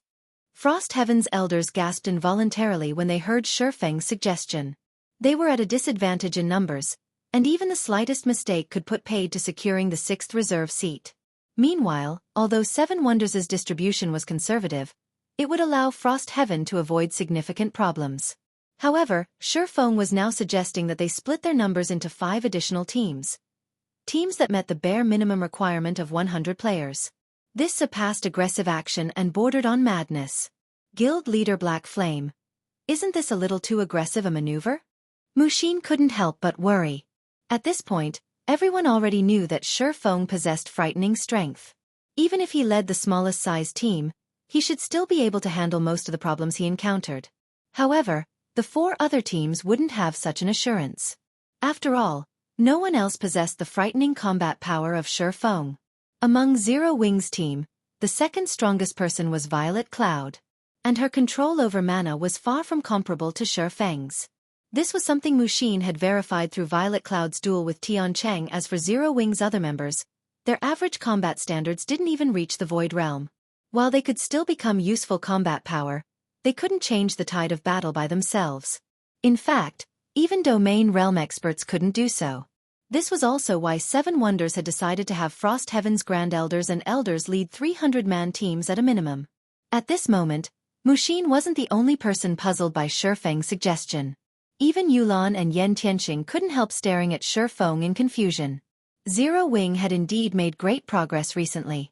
The guild's top combatants had even experienced continuous improvements. However, they had yet to reach the standard of peerless experts. Aside from Xueqi, the only other person who could safely lead a team of 100 players in this situation was Violet Cloud. If they split their forces across 5 teams of 100, a single mistake could lead to a team wipe. After all, this competition wasn't some children's game, nor was it a struggle for just a small part of God's domain. It was a competition for the 12 great guilds' reserve seats. None of the various superpowers would hold back this time. In fact, in this competition, even Void Realm experts would only be foot soldiers. Every participating team would most likely have several or even more than a dozen of such experts assigned to them. And while Domain Realm experts could be considered high-end combatants, even they would have to flee if they went up against 100-man teams without sufficient support. In this competition, only peerless experts could possibly single-handedly turn the tide of a battle. Not to mention, 100-man teams were only the bare minimum in this competition. If Apex experts came across a 500-man team by themselves, even they would most likely suffer. And if they came across 1,000-man teams, only death awaited them. It is indeed a little aggressive. However, this is also our only chance to secure a seat. Xueqi did not refute Mushin's words. After all, what she said was true. Otherwise, Frost Heaven won't have a single chance at victory. I'm sure you understand this as well. In the past, due to an inadequate foundation, Frost Heaven failed to secure a reserve seat during the first competition. Meanwhile, the start of the island battle was incredibly important. If they couldn't spread their forces across as many islands as possible, they would basically have to write off the competition. There were only 6 reserve seats up for grabs. Ignoring island sizes, they needed to occupy at least 3 islands worth of resource nodes to have a considerable chance of winning. However, fully occupying 3 islands was easier said than done. When Xueqi finished speaking, Frost Heaven's upper echelon fell silent. After some time had passed, Hong Xinyuan suddenly stepped forward and said, "I also agree with Guild Leader Black Flame's point of view. We are basically gambling on luck if we only have 21 teams. We might as well put up a fight in that case. However, if luck doesn't favor us and one of our 100-man teams gets isolated, the team won't be able to do much either," Brilliant Blue said, shaking his head. A total of 30 guilds were participating in the competition. On average, there would be at least 2 guilds on every island. If one of their 100-man teams had bad luck and got isolated on an island, the team definitely wouldn't have a good outcome. At Brilliant Blue's words, Frost Heaven's members fell silent once more. After giving the matter some thought, 7 Wonders looked at Xueqi and said, "How about this? I'll agree to form 5 more 100-man teams. However, we will support these 5 teams with only ordinary Tier 3 experts. I'm afraid we cannot afford to assign any peak experts to you." Guild Leader Hong Xinyuan couldn't help but frown at 7 Wonders' words. Although 7 Wonders had agreed to form 5 additional teams, if no peak experts supported these teams, Zero Wing's members would basically be walking a tightrope. It wouldn't even be far-fetched to say that 7 Wonders was treating these 5 teams as sacrificial pieces. Of course, Hong Xinyuan could understand 7 Wonders' decision. These 5 teams were a last-ditch effort. They naturally couldn't invest too much combat power in these teams. However, in his opinion, since they were gambling anyway, they might as well add chips to the bet. "Old Hong, don't try to persuade me. I've made my decision," 7 Wonders said firmly. "I understand." Hong Xinyuan had no choice but to hold his tongue at these words. As Frost Heaven's guild leader, Seven Wonders was the guild's authority. Since Seven Wonders had already decided, Hong Xinyuan would have no way of changing the decision. Guild leader, Zero Wings members aren't familiar with Frost Heaven's members. How about I join them? This way, guild leader Black Flame can command the teams better, Mushin suggested to Seven Wonders. Okay. You'll be the liaison with Zero Wing. Seven Wonders nodded in agreement. Just like Mushin had said, Shifeng knew nothing about Frost Heaven's members. Without proper understanding, he wouldn't be able to make the best decisions. Meanwhile, as one of Frost Heaven's vice guild leaders, Mushin's understanding of the guild's members was excellent. She was indeed the best candidate for the liaison. Big sis, are you crazy? Karue, who stood beside Mushin, stared at her incredulously. You dare participate in such a gambit? Dying in this competition meant losing 2 levels. For players of their level, losing 2 levels was no laughing matter. After all, they were only one small step away from the crucial level 120 threshold. If they died in this competition, it would severely delay challenging their Tier 4 promotion. Don't worry, my dear little sister. I will follow guild leader Black Flame's team. I believe there shouldn't be any problems in that case, Mushin said, chuckling. Beeb2/BB11/B. Karue was momentarily rendered speechless by Mushin's words. Afterward, Frost Heaven's members split up into different teams according to Seven Wonders' arrangement. Simultaneously, 483 Frost Heaven members were assigned to Shifeng. As for how Shifeng would distribute these players, Seven Wonders stayed out of it. Guild leader Black Flame, everyone has arrived, Mushin stated after counting the Frost Heaven members on their side. She then asked curiously, how do you plan on distributing them? I've thought about it already. Chuckling, Shifeng said, I'll lead a team by myself. Afterward, Gentle Snow, Aqua Rose, Violet Cloud, and Fire Dance will each lead a team. The rest of Zero Wings members will follow Violet Cloud's and Fire Dance's teams. Isn't this? Mushin was momentarily dumbfounded.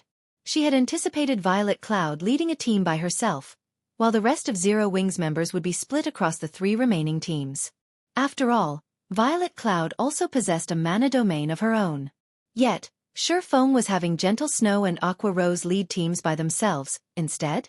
At this moment, let alone Mushin, even Yulan, Yen Tianqing, Eluafe, Alluring Summer, Zhao Yueru, Kola, Shadow Sword, Silent Blade, Turtle Dove, Yi Wumian, Flying Shadow, and Rampant Blade were stunned. Of the Zero Wing members present, the ones who needed support the most were the 2 vice guild leaders. After all, the 2 of them hadn't improved their levels and equipment in the slightest over the past few weeks.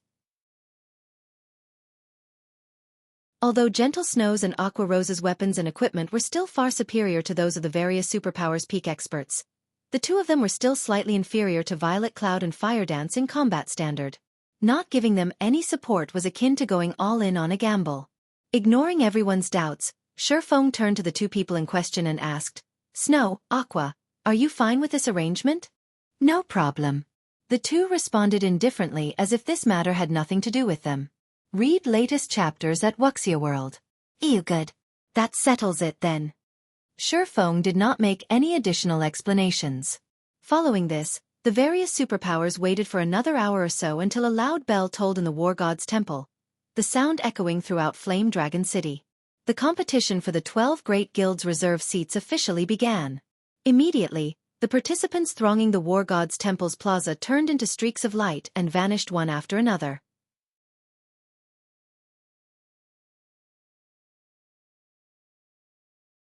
Chapter 27:18.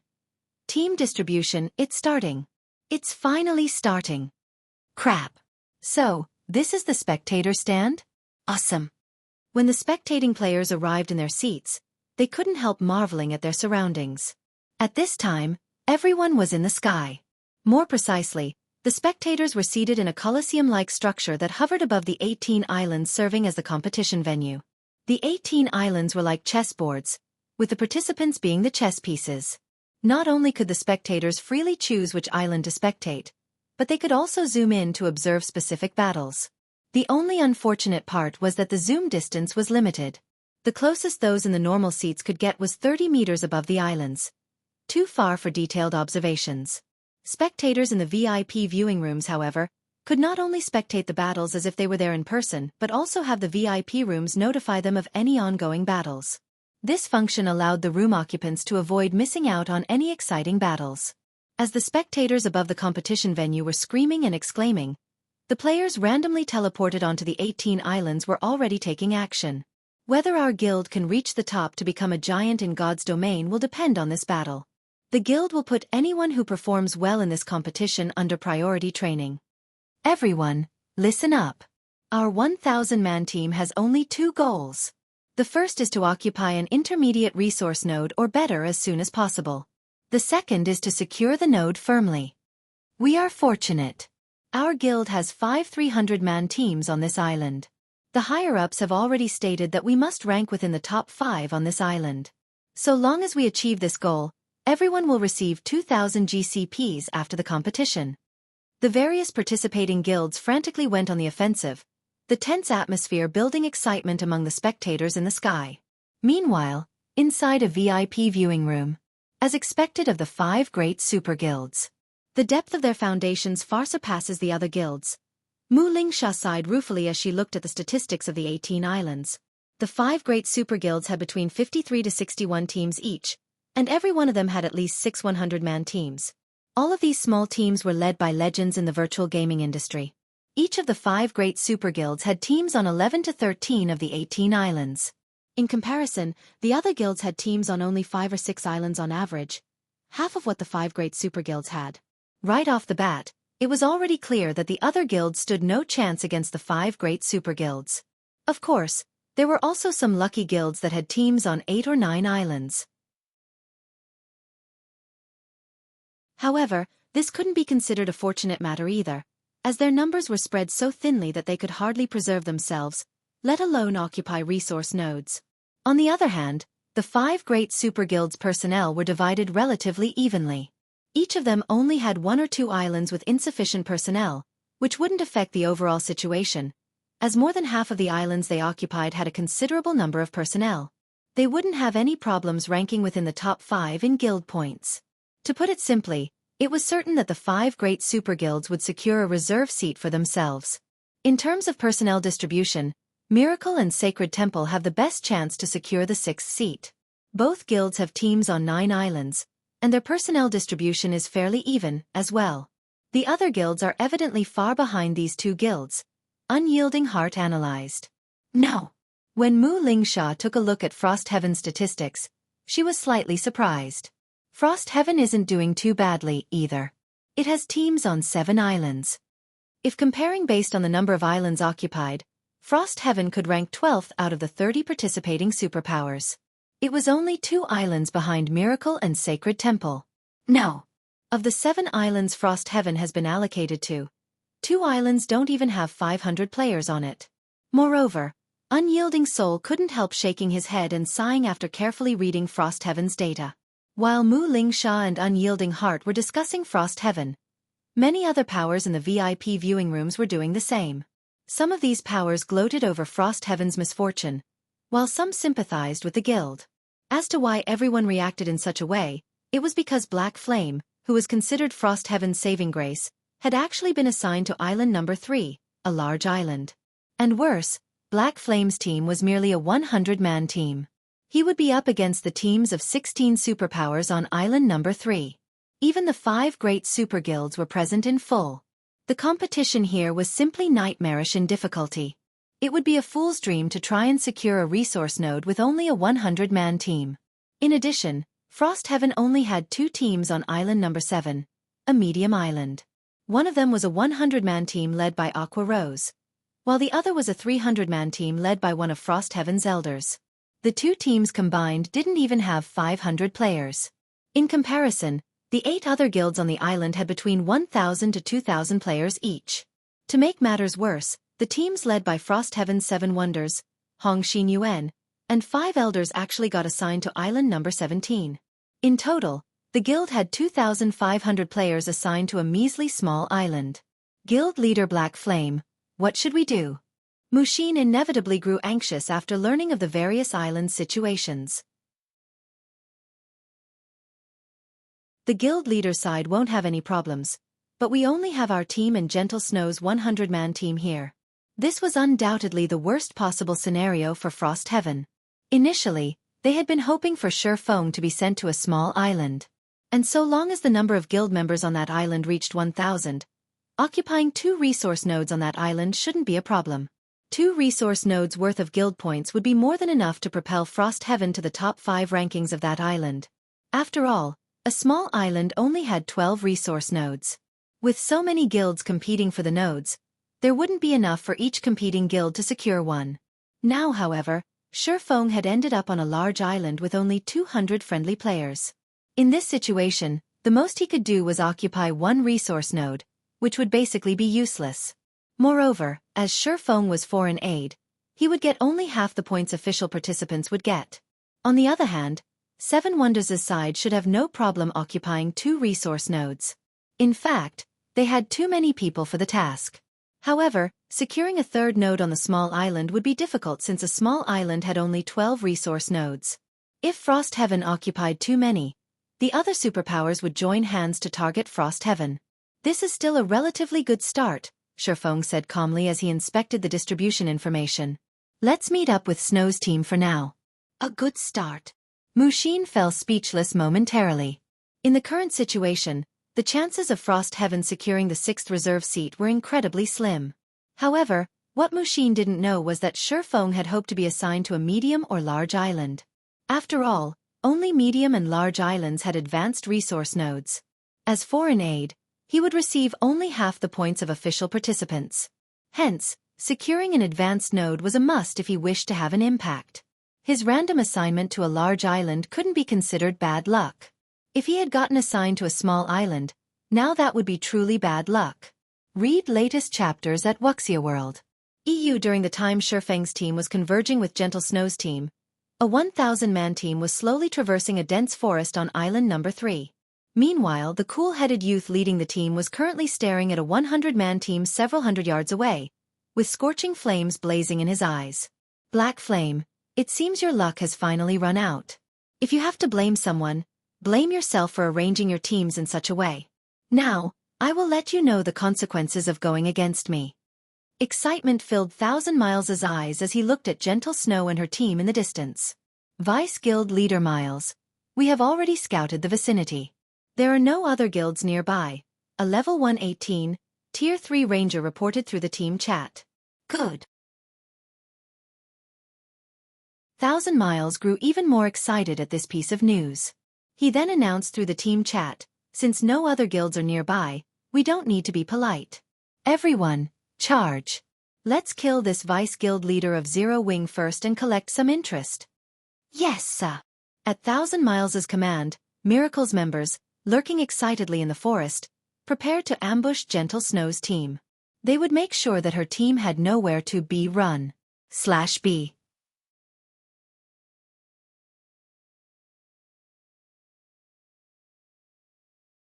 Chapter 27:19. Gentle Snows soared above the competition venue, inside a VIP room. This is bad.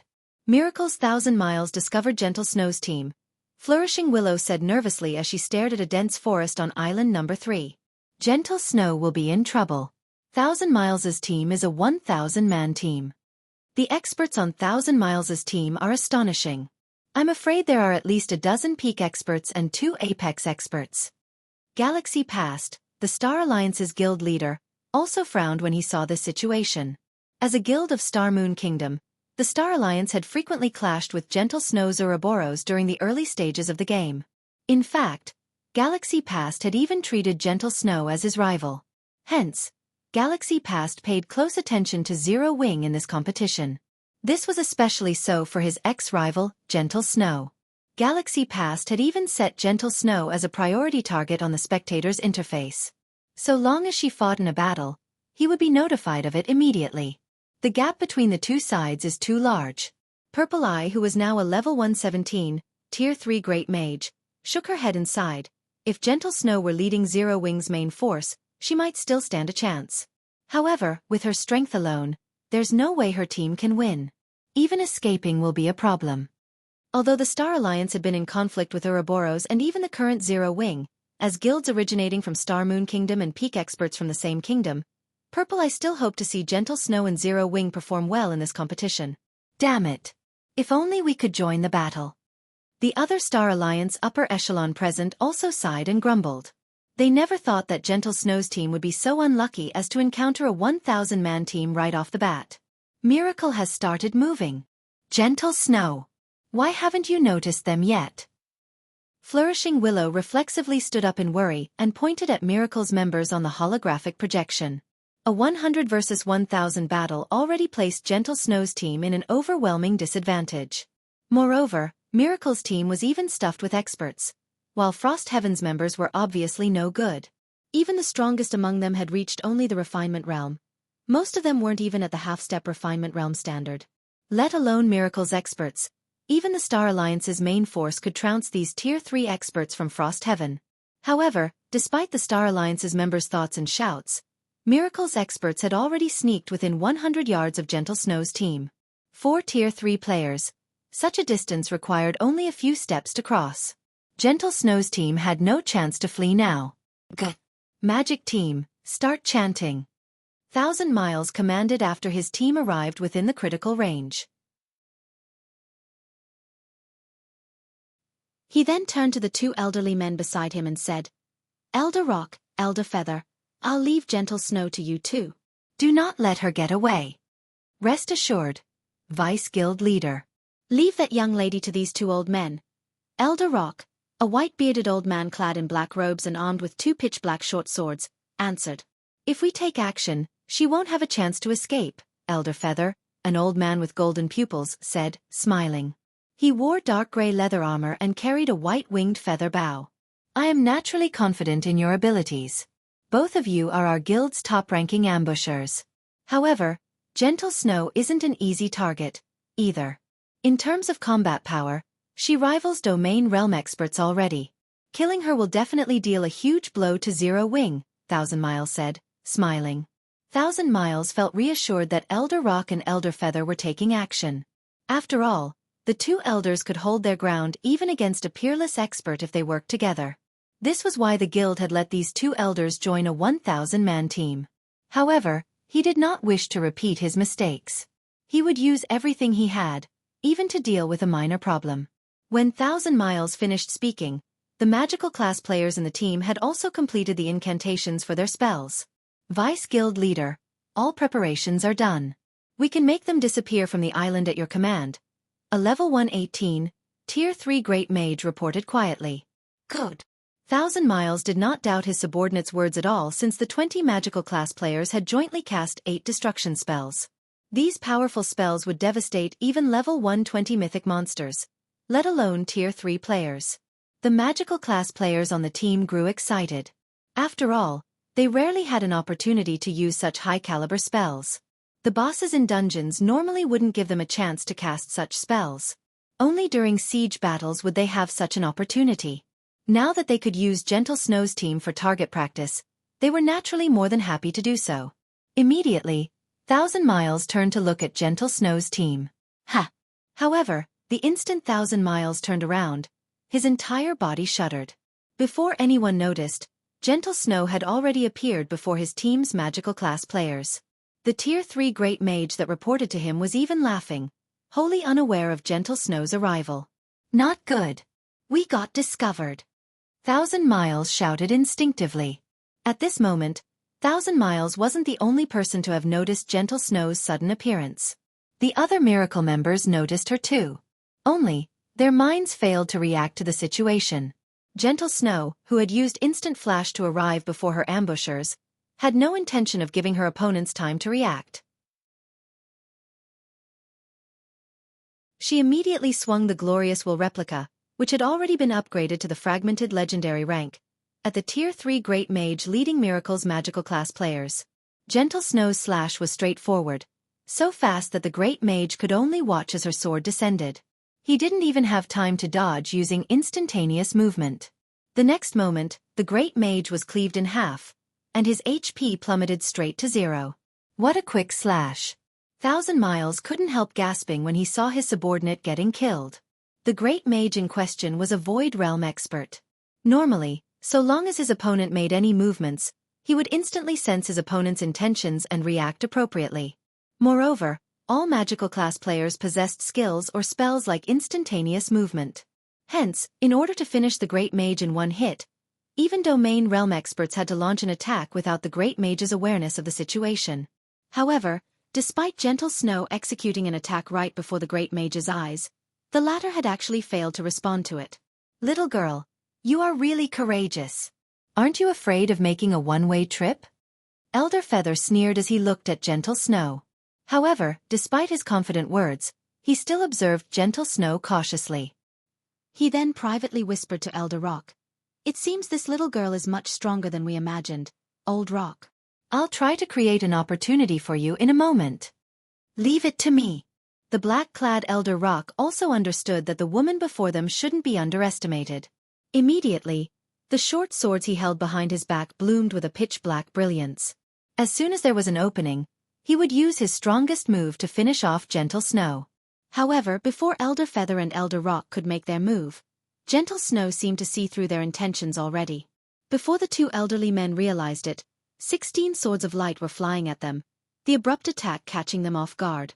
To make matters worse, they actually couldn't perceive the presence of these 16 light swords. Damn it! Immediately, both Elder Feather and Elder Rock used their life-saving skills simultaneously. The next moment, a storm brewed around Elder Feather, who was a Tier 3 ranger, the storm deflecting all attacks around him. As for Elder Rock, who was a Tier 3 assassin, he executed bewildering footwork and instantly split into 6 identical copies of himself. It was impossible to tell the real one from the fakes. After Elder Feather and Elder Rock, 1,000 Miles was the quickest to react among the miracle members present. He raised his divine skeleton shield and dark red battle axe and charged at Gentle Snow, leaving behind an afterimage. Tier 3 skill. Triple Purgatory Flash. The next moment, 1,000 Miles brandished his axe and summoned 3 black crescents that attacked Gentle Snow from 3 different directions. The attack was so fast that even domain realm experts had to focus all their attention on it if they wished to dodge or block it. However, 1,000 Miles did not see Gentle Snow paying any attention to him. As if he were only an ant by the roadside, she completely ignored his existence. Die! Feeling extremely humiliated by Gentle Snow's attitude, 1,000 Miles bellowed in anger. Simultaneously, the 3 black crescents' power also strengthened slightly, enough to shatter space itself. However, 1,000 Miles quickly felt despair overwhelm him. Even now, Gentle Snow still ignored him.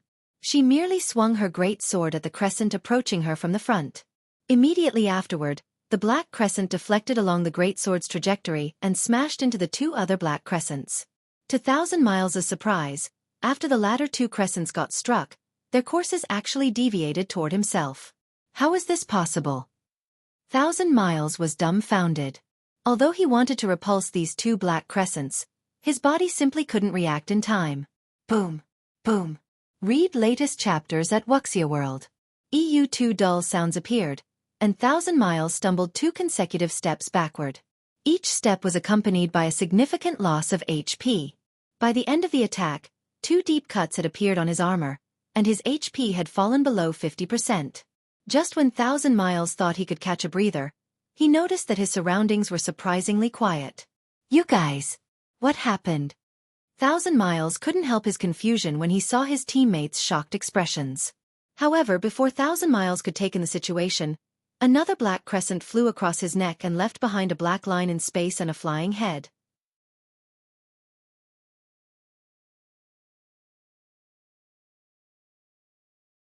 Chapter 2720. Beyond the domain realm. When 1,000 Miles' body collapsed to the ground, the miracle members in the dense forest shuddered involuntarily.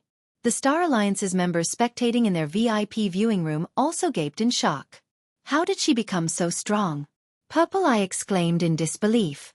Not only did Gentle Snow slay a Tier 3 peak expert after going deep into Miracle's ranks, but she had also taken the initiative to attack 2 domain realm experts. While doing so, she had even casually killed the Purgatory Knight 1,000 Miles. The last part, where Gentle Snow faced 1,000 Miles, was especially amazing.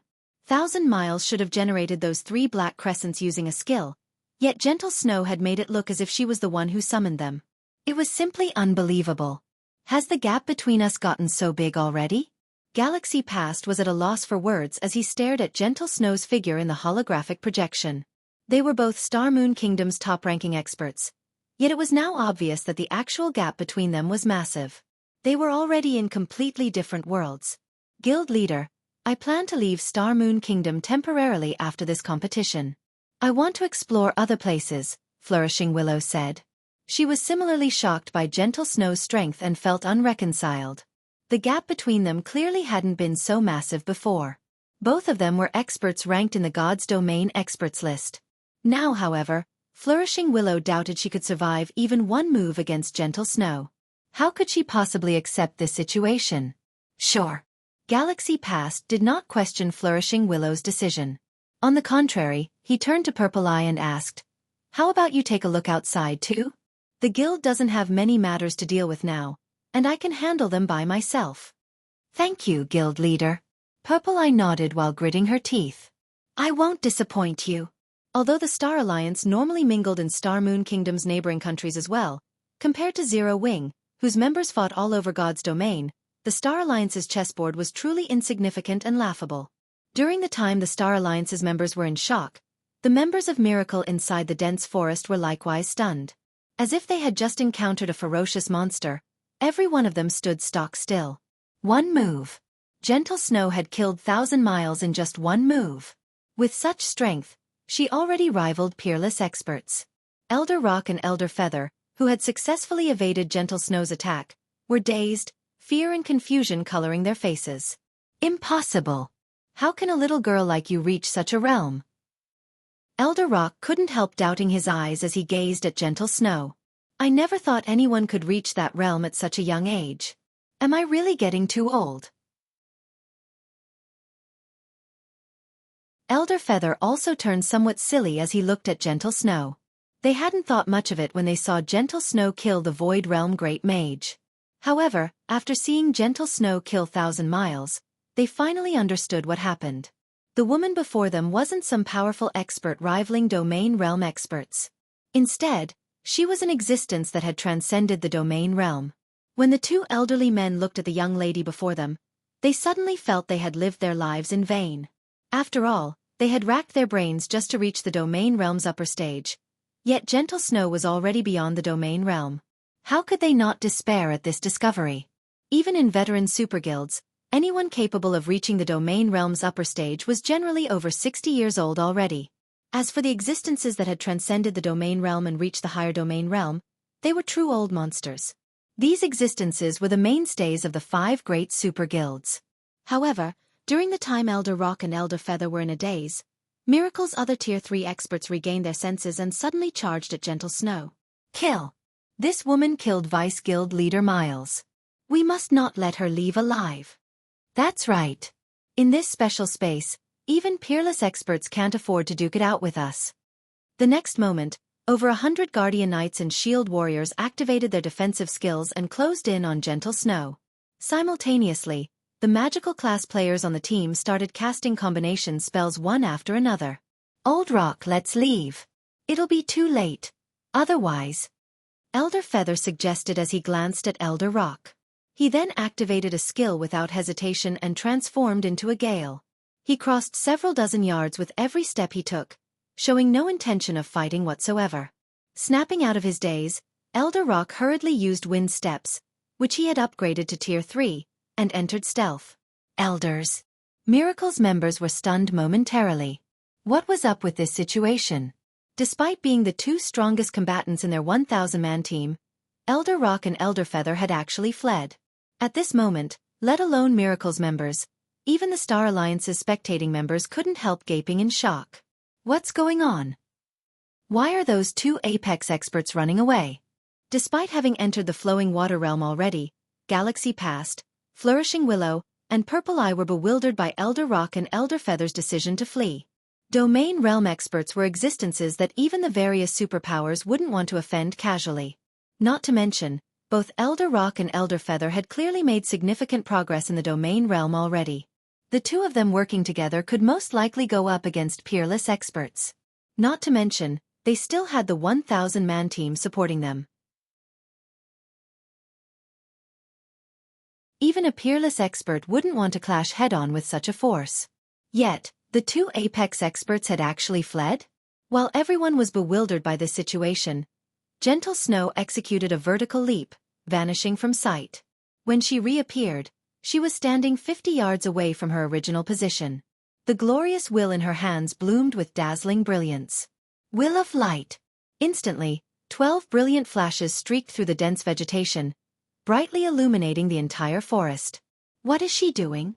Frost Heaven's members, who were spectating the fight from a distance, were confused. Likewise, Miracle's members also found this situation odd. They couldn't help wondering why Gentle Snow would launch an attack at empty air. Who could she possibly hit? However, this thought lasted for only half a second in everyone's mind. Read latest chapters at Wuxia World. EU boom. A deafening boom spread through the area.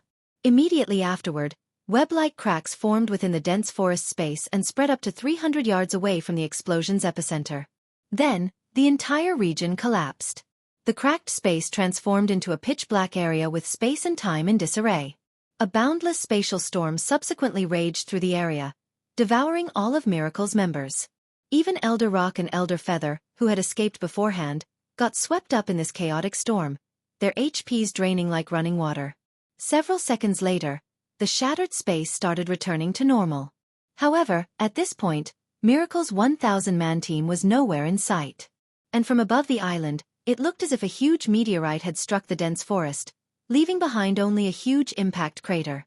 What exactly did she do?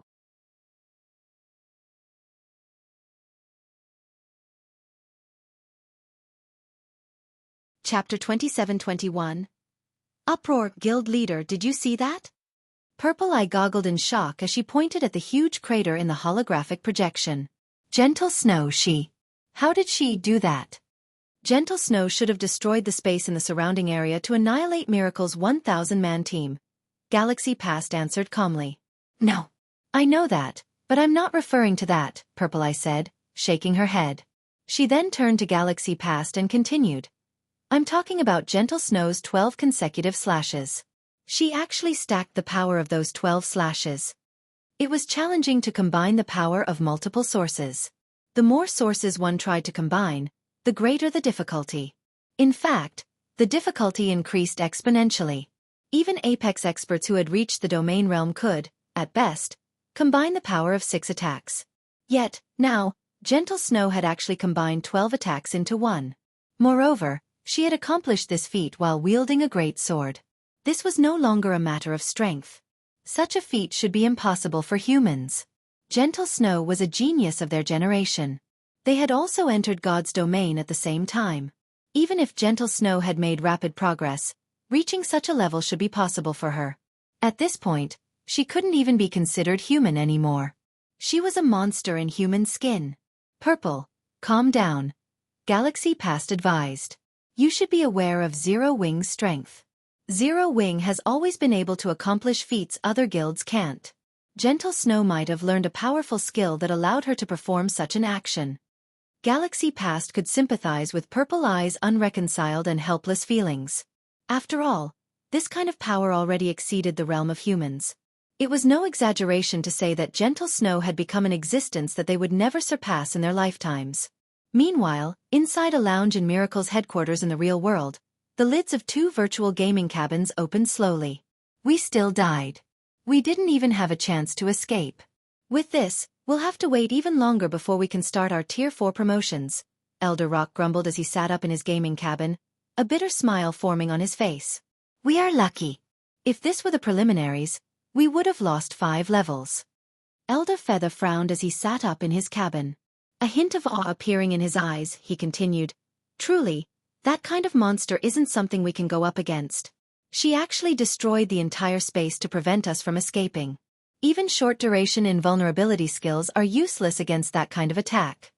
1,000 miles truly screwed us over. His information is absurdly inaccurate, Elder Rock snarled. In hindsight, that little girl is the real monster, not Black Flame.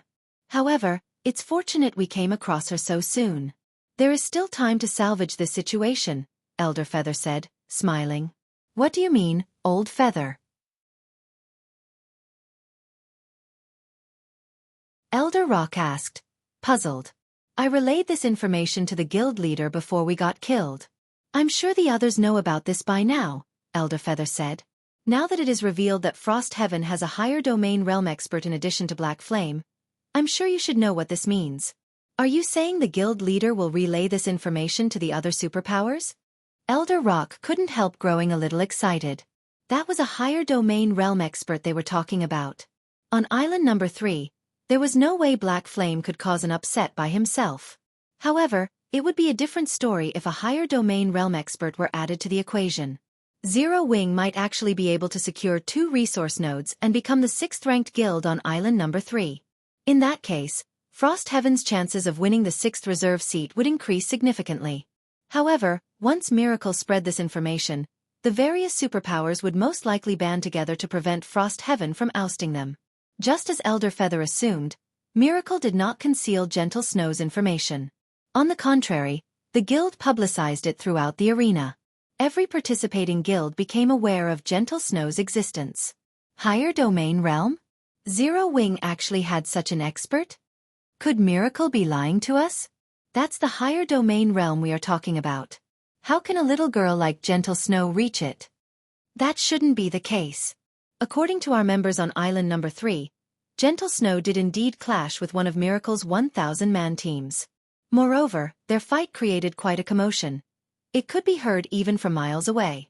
After our members inspected the battlefield through magical observation, they found that Miracle's 1,000-man team had indeed been annihilated. Moreover, Gentle Snow had even wiped out Miracle's team with just one move. For a time, the various participating guilds had heated discussions over this matter. Although most of them remained dubious of the claim that Gentle Snow had reached the higher domain realm, they were still afraid of her. The higher domain realm was a secret among the various superpowers. Ordinary players weren't even aware of its existence. Currently, those who had reached the higher domain realm were old monsters belonging to the 5 great superguilds, and these old monsters almost never revealed themselves to the public. In fact, the public had mostly forgotten about them. However, the various superpowers understood that the reason the 5 great superguilds could be referred to as such was precisely because of these existences. So long as this group of old monsters took action, even peerless experts wouldn't be able to stop them. After all, peerless experts were merely a bunch of people still stuck in the domain realm. Even the stronger ones had reached only the domain realm's upper stage. A more significant part of the reason peerless experts were called as such was their basic attributes, which far surpassed those of other domain realm experts. However, it was a different story for higher domain realm experts. These existences possessed inhuman combat standards. Moreover, there was almost no trial in God's domain that could trouble them. They could easily overcome the hurdles they faced and secure as many opportunities as they wanted in God's domain. One could say that in terms of both basic attributes and combat standards, higher domain realm experts far surpassed peerless experts. Even one such existence could turn the tide of a war. Now that Gentle Snow was suspected of having reached the higher domain realm as well, the various superpowers would have no choice but to take precautions against her. Meanwhile, when Frost Heaven's members heard this piece of news, every one of them was shocked. How is this possible? That vice guild leader from Zero Wing is actually in the higher domain realm. Brilliant Blue felt like he was dreaming when he read his subordinate's report. He simply couldn't bring himself to believe it. This was the higher domain realm they were talking about. However, at this time, the various participating superpowers were all talking about this matter. Moreover, the Frost Heaven members with Gentle Snow acknowledged that she had single-handedly wiped out Miracle's 1,000-man team. Miracle even publicly admitted that Gentle Snow had killed Rock and Feather, 2 of Miracle's elders, in a single move. After taking all these factors into account, this matter was almost certain to be true. The heavens haven't forsaken Frost Heaven. 7 Wonders grew ecstatic upon hearing this news. He then looked at Hong Xinyuan, who had reported the matter to him, and said, "Old Hong, you've really found a huge treasure for our guild this time. Guild leader, you overestimate me." Hong Xinyuan shook his head with a smile. In reality, even he had not been aware that Gentle Snow had reached the higher domain realm. Had he known, he wouldn't have offered just 3 upper zone reserve slots to Zero Wing. Meanwhile, when Mushin on island number 3 received the news about Gentle Snow, she was lost in thought for a long time. Black Flame. Is gentle snow really at the higher domain realm? Mushin couldn't help asking Xuefeng. Probably. Xuefeng chuckled. Probably? What do you mean, probably? Has she reached it or not? Mushin got irritated at Xuefeng for persisting in keeping her in the dark. The various superpowers already believed that gentle snow was a higher domain realm expert. Yet, Xuefeng was still so close-mouthed about it. Xuefeng couldn't help smiling bitterly at Mushin's reaction. Truthfully, he didn't actually know what realm gentle snow had reached. After all, he didn't know what kind of world the higher domain realm was. In addition, when he looked at gentle snow, he felt as if he was looking at a cloud. He couldn't see through her at all. Read latest chapters at Wuxia World. EU. However, while he didn't know whether gentle snow was currently at the higher domain realm, he was sure of one thing: gentle snow was undoubtedly #1 in the world in combat experience. However, Miracle has played a really vicious move this time. Xuefeng frowned as he read Miracle's public announcement. At Xuefeng's words, Mushin's face darkened. Are you saying Miracle plans to kill with a borrowed sword? That's right. Xuefeng nodded. On the surface, Miracle is expressing its indignation over gentle snow annihilating one of its 1,000-man teams. In reality, it is announcing to the other guilds that Frost Heaven has a great chance of securing the 6th seat. This way, the other guilds will have to consider banding together to target Frost Heaven. What should we do then? Mushin understood how vicious Miracle's move was. If they didn't handle this matter properly, Frost Heaven might come under attack from all sides. Should I notify my guild leader of this? Xuefeng sneered. Since Miracle wants Frost Heaven to become a thorn in the various guilds' eyes, we'll make the various guilds understand that the 6th seat belongs to us.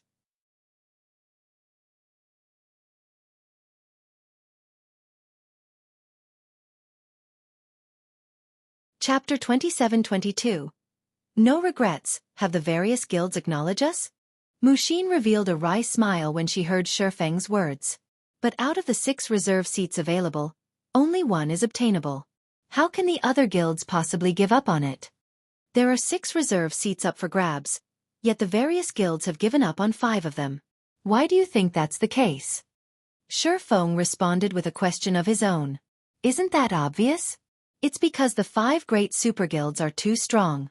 There's no way the other guilds can compete with them, Mushin answered, failing to understand why Xuefeng asked such a question.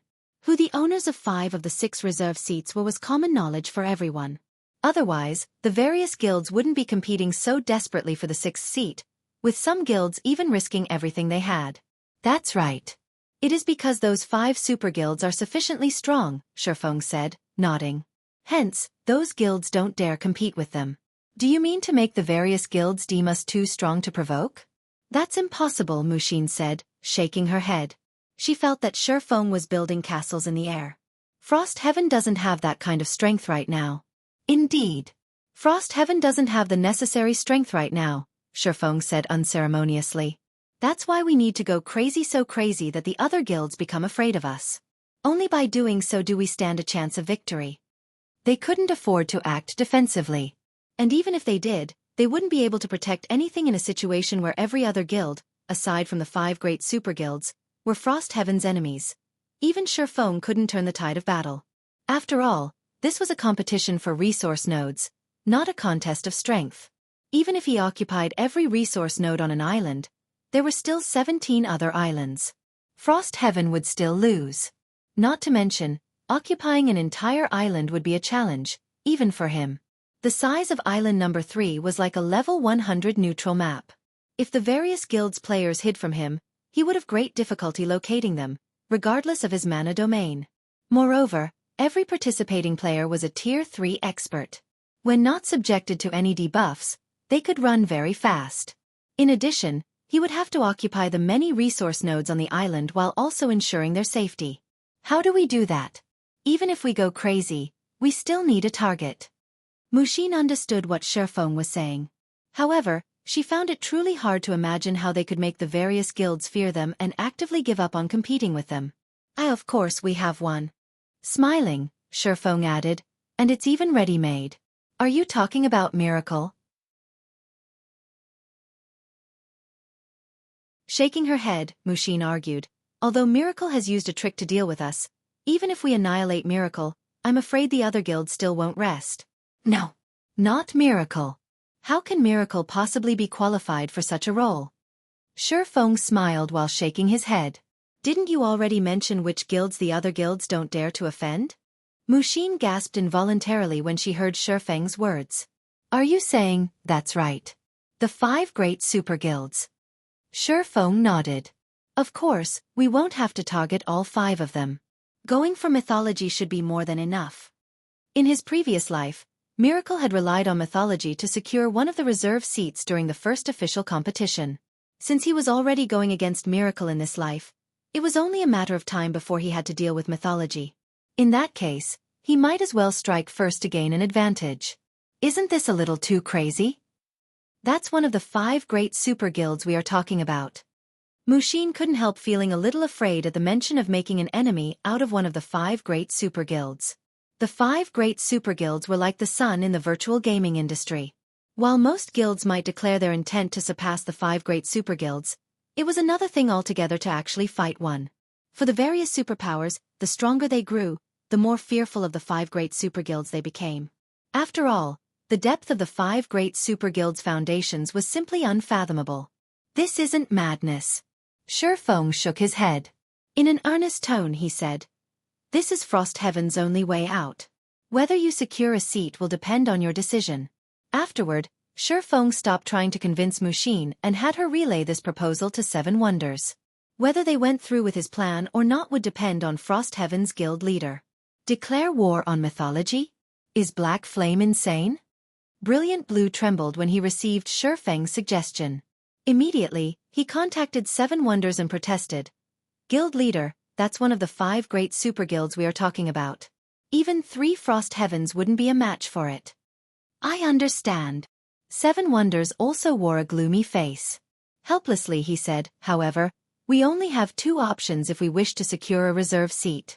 One is to fight the numerous participating guilds, and the other is to fight mythology. There are no other options. Miracle's ploy was simply too vicious. If Frost Heaven went up against the various superpowers, it wouldn't stand a chance whatsoever. After all, in this scenario, Frost Heaven would lose the initiative to attack other guilds, constrained to defending its territories. However, how could it possibly defend against so many guilds with its limited numbers? Frost Heaven's only other option was to attack mythology. If Frost Heaven succeeded in causing mythology to suffer even a minor setback, it would still be of great help to Frost Heaven in securing the 6th reserve seat. Meanwhile, after 7 Wonders finished speaking, Brilliant Blue also sank into deep thought. We have only one choice now. Looking at Brilliant Blue's face on his screen, 7 Wonders asked, do we fight or not? Guild leader, even if I wish to fight, how do we go about it? That's mythology we are talking about. We stand no chance whatsoever, Brilliant Blue said with a bitter smile. The island number 11 he was assigned to had only 3 teams from Frost Heaven, his own 500-man team, a 300-man team led by an elder, and Violet Cloud's 100-man team for a total of 900 players. On the other hand, mythology had a total of 2,600 members on island number 11. Moreover, the person leading this force was the Divine Spear Demon Rex, the commander of mythology's trump card legion and a legendary figure even in mythology. Do you think the other islands have a chance of winning? 7 Wonders rolled his eyes at Brilliant Blue. Mythology's members were distributed very evenly. Any island it had a presence on had at least 2,000 mythology members. And of the 7 islands Frost Heaven's teams were assigned to, only island number 17 did not have mythology's presence. However, you don't need to hurry. Group up with Zero Wings members first before taking action, 7 Wonders said. I understand. Even if I have to put my life on the line, I will make mythology suffer. Brilliant Blue did not oppose 7 Wonders' decision. This upcoming battle would decide whether Frost Heaven would rise or fall. Afterward, 7 Wonders relayed his command to the Frost Heaven members on the other islands. In 2 hours, they would launch a simultaneous assault on mythology's resource nodes on Frost Heaven's 6 islands.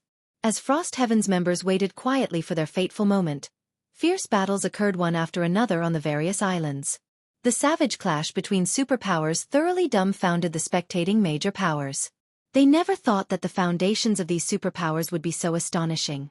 If not for this competition, none of them would even suspect that the various superpowers younger generation had already developed to such a frightening extent.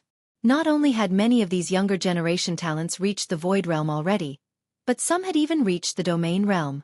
Given enough time, these Domain Realm youths would definitely become leading lights in God's domain. Shortly after the first bout of battles, the various resource nodes also fell under the ownership of players. To no one's surprise, the 5 great super guilds held an overwhelming advantage over the other participating superpowers. Close at their heels were Miracle and Sacred Temple. Both Miracle and Sacred Temple had managed to rank 6th on 5 of the islands they were assigned to. If this situation persisted, there was no doubt that the 6th reserve seat's owner would emerge from one of them. However, as everyone was guessing which of these 2 guilds would secure the 6th seat, some spectating players and participating guilds noticed a peculiarity. What's going on with Frost Heaven? They're not even trying to compete for resource nodes. I know, right? Aside from ranking 5th on island number 17, they haven't taken any action on the 6 other islands. They're not giving up, are they? Have they gotten scared? Many of the participating guilds laughed at Frost Heaven's performance. Initially, Frost Heaven should have had a high chance of winning because of the dark horse known as Zero Wing. However, it was also because of Zero Wing's existence that Frost Heaven did not dare compete with the various superpowers lest it be ganged upon. Vice Guild Leader, do you think Frost Heaven will give up just like that? When White Feather read the summary on the battle situation, she couldn't help growing curious about Frost Heaven's behavior. It's not impossible. Miracle's ploy is truly vicious. So long as Frost Heaven dares make a move, every other guild will target it. Smiling faintly, Cold Shadow said. What a pity. If Frost Heaven hadn't invited Zero Wing, it might have had a chance to fight for the 6th seat. Now it has no chance at all. Read latest chapters at Wuxia World. EU. At this moment, Cold Shadow wasn't the only person who thought that Frost Heaven had given up. The various participating superpowers believed the same and deemed it a wise decision. After all, if Frost Heaven chose to fight, it would only end up getting annihilated. Conserving its strength to fight next year was undoubtedly the better choice. While the various guilds were watching their guild points rise, Frost Heaven's members were sneaking up to Mythology's resource nodes, their hearts pounding with anxiety and excitement. After glancing at the distant advanced resource node that Mythology guarded tightly, Xueqi checked the time. It's time. Move out.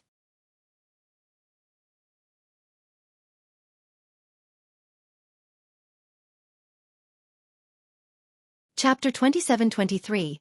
Arena shaken. The scorching sun was high up in the sky, and the sea breeze blowing through the islands was calm. The embers of war on the various islands were weakening. At this point, aside from attacking and occupying more resource nodes, what was more important for the participating superpowers was defending their resource nodes. Hence, any guild that had secured resource nodes would be able to allocate only a small portion of their manpower to fight for more resource nodes. Due to this reason, the balance between the guilds stabilized. At this rate, the struggle for the 6th seat should be between Miracle and Sacred Temple. A hint of envy flashed in Mu Lingsha's eyes when she saw the various islands' resource node distribution data. Although the winners of this competition wouldn't join the ranks of the 12 great guilds and couldn't garrison an entire empire, the reserve seats still allowed guilds to garrison the cities of an empire. In addition, reserve guilds could also garrison powerful kingdoms and be worshipped by the kingdom. At that time, they could directly influence the development of the kingdom. In fact, reserve guilds could initiate kingdom wars to plunder the resources of other countries and expand their own kingdom's territory and resources. At that time, the resources the reserve guilds could obtain would far surpass that of other guilds, making it impossible for other guilds to catch up. All the other guilds would be able to do was watch as the reserve guilds grew stronger by the day. However, Frost Heaven is behaving really strangely. Unyielding Heart studied the battlefield's stabilizing situation in puzzlement. Frost Heaven clearly had a chance to secure the 6th seat before. There's no reason for it not to put up a fight. After all, the various guilds banding together is only a possibility. So long as Frost Heaven doesn't behave too aggressively right off the bat, I'm sure those guilds won't deliberately join hands. At most, they will come to a tacit understanding to contain Frost Heaven. Frost Heaven has already missed its chance. Even if it tries to fight now, it doesn't have a ghost of a chance of winning, Mu Lingsha countered, shaking her head. Now that the situation between the guilds was stabilizing, Frost Heaven would have difficulty snatching resource nodes. And if it really started snatching resource nodes, the various guilds would definitely gang up on it. This was because the various guilds all understood one thing. Every one of them would secretly cooperate with this tacit understanding. And the result of such thinking would be that the various guilds really would act on their thoughts, annihilate Frost Heaven, and fight over Frost Heaven's resource nodes. Hence, Frost Heaven truly did not have any chance of winning anymore. During Mu Lingsha and Unyielding Heart's conversation, their spectator interface suddenly sent them a notification. Ha! Black Flame is taking action. Mu Lingsha quickly redirected the interface to Island number 3 and focused on Xueqi, whom she had set as a priority target beforehand. Black Flame's moving at this time? What is he thinking? Unyielding Heart stared in confusion at Xueqi, who was hiding in a forest, together with his team. It was pointless for Zero Wing to appear and compete for resource nodes at this point. Currently, out of the 18 islands, Frost Heaven occupied resource nodes on only island number 17. It hadn't claimed a single resource node on the other islands. Even if Zero Wing managed to secure 2 resource nodes on island number 3 and became the 6th-ranked guild there, it still wouldn't get Frost Heaven out of its rut. Wait! That's not right! Mu Lingsha gaped in shock when she saw the advanced resource node Xueqi's team was charging at, her eyes wide with confusion and surprise. His goal seems to be Mythology's advanced resource node. Unyielding Heart was similarly stunned by this situation. How dare he? That was Mythology they were talking about. Mythology was one of the 5 great super guilds and in existence the various superpowers dreaded. Yet Xueqi was taking the initiative to provoke it. However, before Mu Lingsha and Unyielding Soul could recover from their shock, another notification appeared on their spectator interface, followed by a small image at the bottom of the screen. This. Is Zero Wing planning to wage war on Mythology? Depicted in the smaller image was Gentle Snow leading her 100-man team in a charge against Mythology's intermediate resource node on island number 3, and she showed no signs of stopping whatsoever, be it ever. /B The Unyielding Soul members in the VIP room gasped at this abrupt change. How dare they? This action challenged Mythology's authority. Moreover, regardless of whether Zero Wing succeeded or not, Mythology definitely wouldn't let Zero Wing off the hook. Not to mention, Zero Wing had nothing to gain whatsoever from doing so. At this time, besides Unyielding Soul's members, the powers paying attention to Xueqi and Gentle Snow were similarly dumbfounded by the two's actions. They never thought that Zero Wing would be so crazy as to challenge one of the 5 great super guilds directly. Wait! It's not just Black Flame and Gentle Snow. Zero Wing's other teams are also making a move against Mythology's resource nodes. That's not all. Frost Heaven's teams are doing the same. The news of Zero Wing's and Frost Heaven's teams attacking Mythology's resource nodes caused an instant sensation among the various major powers in the VIP viewing rooms. Everyone was shocked by the 2 guilds' actions.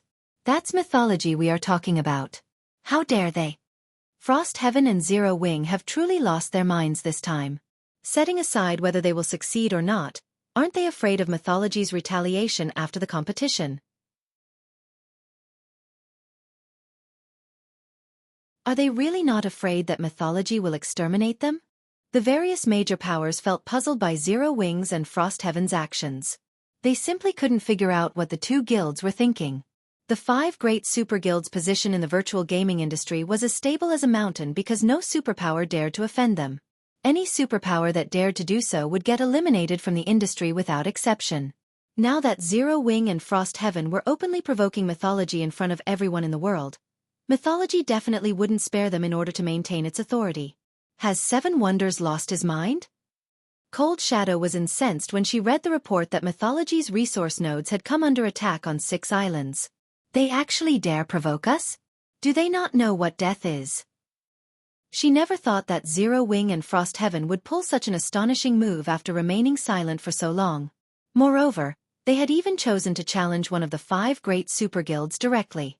This would definitely turn Mythology into a laughingstock. Interesting. This is truly interesting. I wonder if that old drunken ghost is jumping in rage right about now? When a mighty middle-aged man with brown hair on island number 2 received news of Zero Wing's and Frost Heaven's actions, he burst into laughter. Read latest chapters at Wuxia World. This middle-aged man was none other than the guild leader of Netherworld Empire, one of the 5 great super guilds. Guild leader, it is still too early to be happy. How can mythology's resource nodes be so easy to capture? Zero Wing and Frost Heaven are just looking to humiliate themselves, a tall man clad in dark gray armor said disdainfully. Zero Wing could be said to be a guild that had relied entirely on external aid to reach its current position. Although Black Flame and Gentle Snow indeed possessed noteworthy combat standards, they were still negligible existences in front of the 5 great super guilds. Regardless, having mythology lose some face is always a good thing, the middle-aged man said, chuckling. As for how long Zero Wing and Frost Heaven can last, that's not important. Mythology was one of the 5 great super guilds. It possessed trump cards beyond the imagination of ordinary superpowers. The forces it had stationed on the various large islands were particularly exceptional. Even working together, Black Flame and Gentle Snow would most likely have a tough time threatening any of mythology's resource nodes. Not to mention, both of them were taking independent action. As the various powers were feeling surprised and shocked by Zero Wings and Frost Heaven's actions, Xueqi's 100-man team had arrived before mythology's advanced resource node.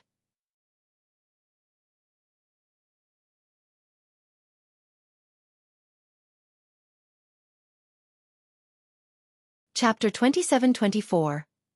A gap beyond imagination, it's starting. I wonder if Black Flame can snatch that advanced resource node? As I see it, with his mana domain, Black Flame should fear group battles the least. However, mythology's side isn't filled with pushovers, either. The one leading the defense of that advanced resource node is the Silver Ghost, Prosciutto. The legion under him is amazing.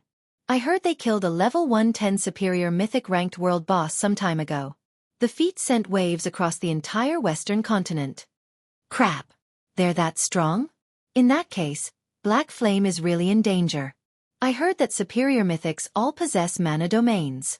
Combined with their frightening basic attributes, it shouldn't be possible for players to defeat them. Everyone in the arena paid close attention to Xueqi's 100-man team. It was no exaggeration to say that nobody present wished to miss out on this earth-shattering battle. Many of the major powers in the VIP viewing rooms had even stopped paying attention to the other battlefields and focused solely on Xueqi's 100-man team. At this time, as if long prepared for this, mythology's members summoned a magic barrier as soon as Xueqi's team arrived.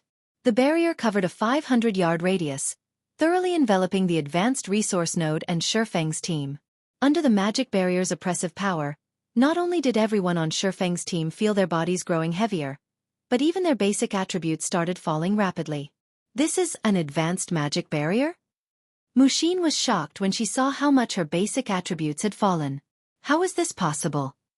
Advanced magic barriers were incredibly rare in God's domain. Just one set of magic array scrolls for an advanced magic barrier was worth a fortune.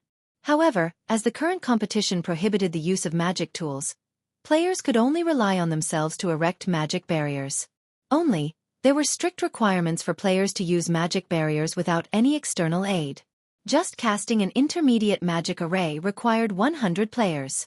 Moreover, of these 100 players, 20 of them needed to be at the intermediate magician standard and 5 at the advanced magician standard. Otherwise, the magic array wouldn't operate. If intermediate magic arrays had such stringent requirements, one could easily imagine the requirements needed to summon an advanced magic array. Nevertheless, mythology's team had actually summoned one. This was simply unbelievable. Meanwhile, an advanced magic barrier was capable of suppressing even mythic monsters. Needless to say, it would have a tremendous effect on Tier 3 players. At this time, Frost Heaven's members all wore pale expressions on their faces. They weren't even peak experts in the guild, to begin with. Compared to the various superpowers teams, their basic attributes could only be considered average.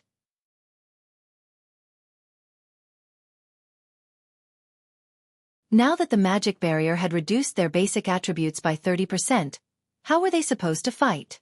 So, this is mythology's foundation? Amazing! With this, even if Black Flame summons his mana domain, he will still have difficulty resisting the magic array's suppression. The audience gasped when they saw mythology's advanced magic barrier. On a battlefield that prohibited the use of magic tools, having the ability to summon advanced magic barriers would basically make one invincible. Of course, A magic barrier summoned entirely through the effort of players wasn't unbeatable. The greatest flaw of such a magic barrier was the immense burden on the caster's mana. If the players supporting the barrier did not replenish their mana, they wouldn't last more than 10 minutes. However, on this battlefield, 10 minutes were more than enough to decide the outcome. While everyone was marveling at Mythology's capabilities, 100 players walked out of the advanced resource node. The person in the lead was a silver-haired young man with an amiable expression on his face. However, everyone present was aware that this friendly youth was also known as the Silver Ghost, one of the leaders of Mythology's younger generation. Guild leader Black Flame, we meet again, Prosciutto greeted Xueqi in an indescribably calm voice. He showed no eagerness for a showdown at all. Instead, he behaved as if he was chatting about family affairs. At Prosciutto's words, Mushin looked at Xueqi in surprise. Prosciutto was a big celebrity in God's domain. He had risen to the position of vice-commander in Mythology's trump card legion at a young age, and was the designated successor of the legion's monstrous commander. You know him? MHM. We've met once on the Western continent. Xueqi nodded in response to Mushin's curiosity and surprise. There was no point in hiding the matter. After all, he had caused quite a huge scene in the Starlight Fortress, and most of the Western continent superpowers probably knew about his clash with Mythology already. You really are heartless with your words, Guild leader Black Flame, Prosciutto sighed. The fight in the Starlight Fortress is the only humiliation I've suffered ever since entering Mythology. My memory of that fight is still fresh, yet you don't take it seriously at all. Humiliation. Smiling, Xueqi said, that's hyperbole, right? Your Eminence only failed to have your way. No. It is already a humiliation for me, Prosciutto disagreed, shaking his head. Earnestly he continued, previously, I stated that we would meet again. Only, our reunion happened much sooner than I expected. Although I still don't think the time is right, allow me to repay some of the humiliation I suffered before.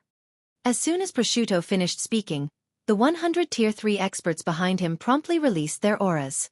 It immediately felt as if a demon god had descended onto the battlefield.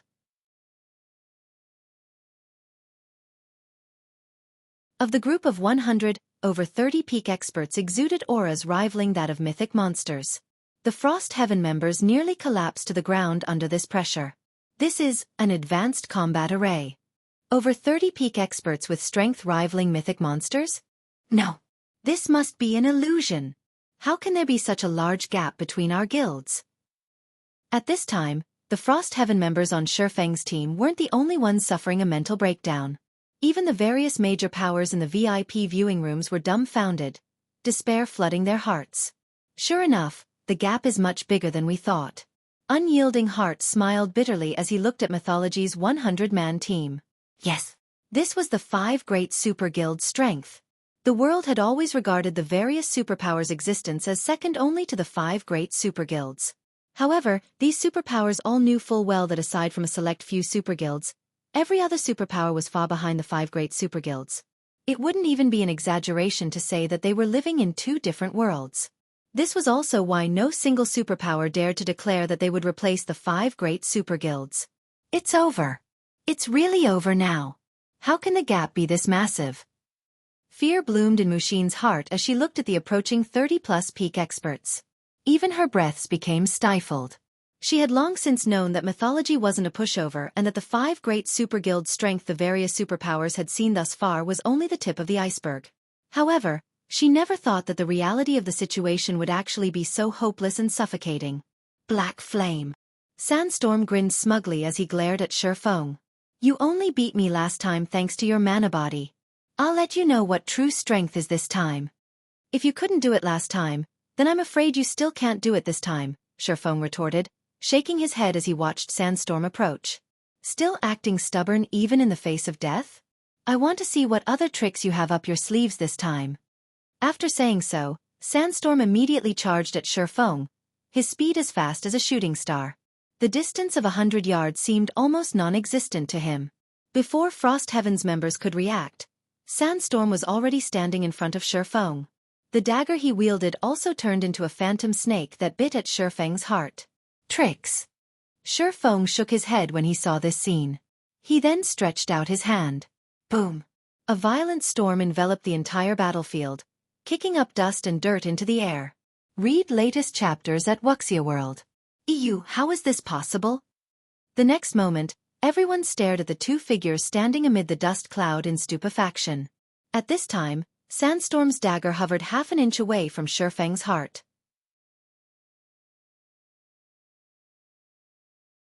Meanwhile, before anyone realized it, Shifeng had actually caught Sandstorm by the wrist, intercepting the hand holding the dagger. How is this possible? Sandstorm was stunned when he saw his captured wrist. You're tuning in to the Xueqi's Martial Arts Saga YouTube channel. Don't forget to subscribe and join us on this journey to catch the most captivating stories.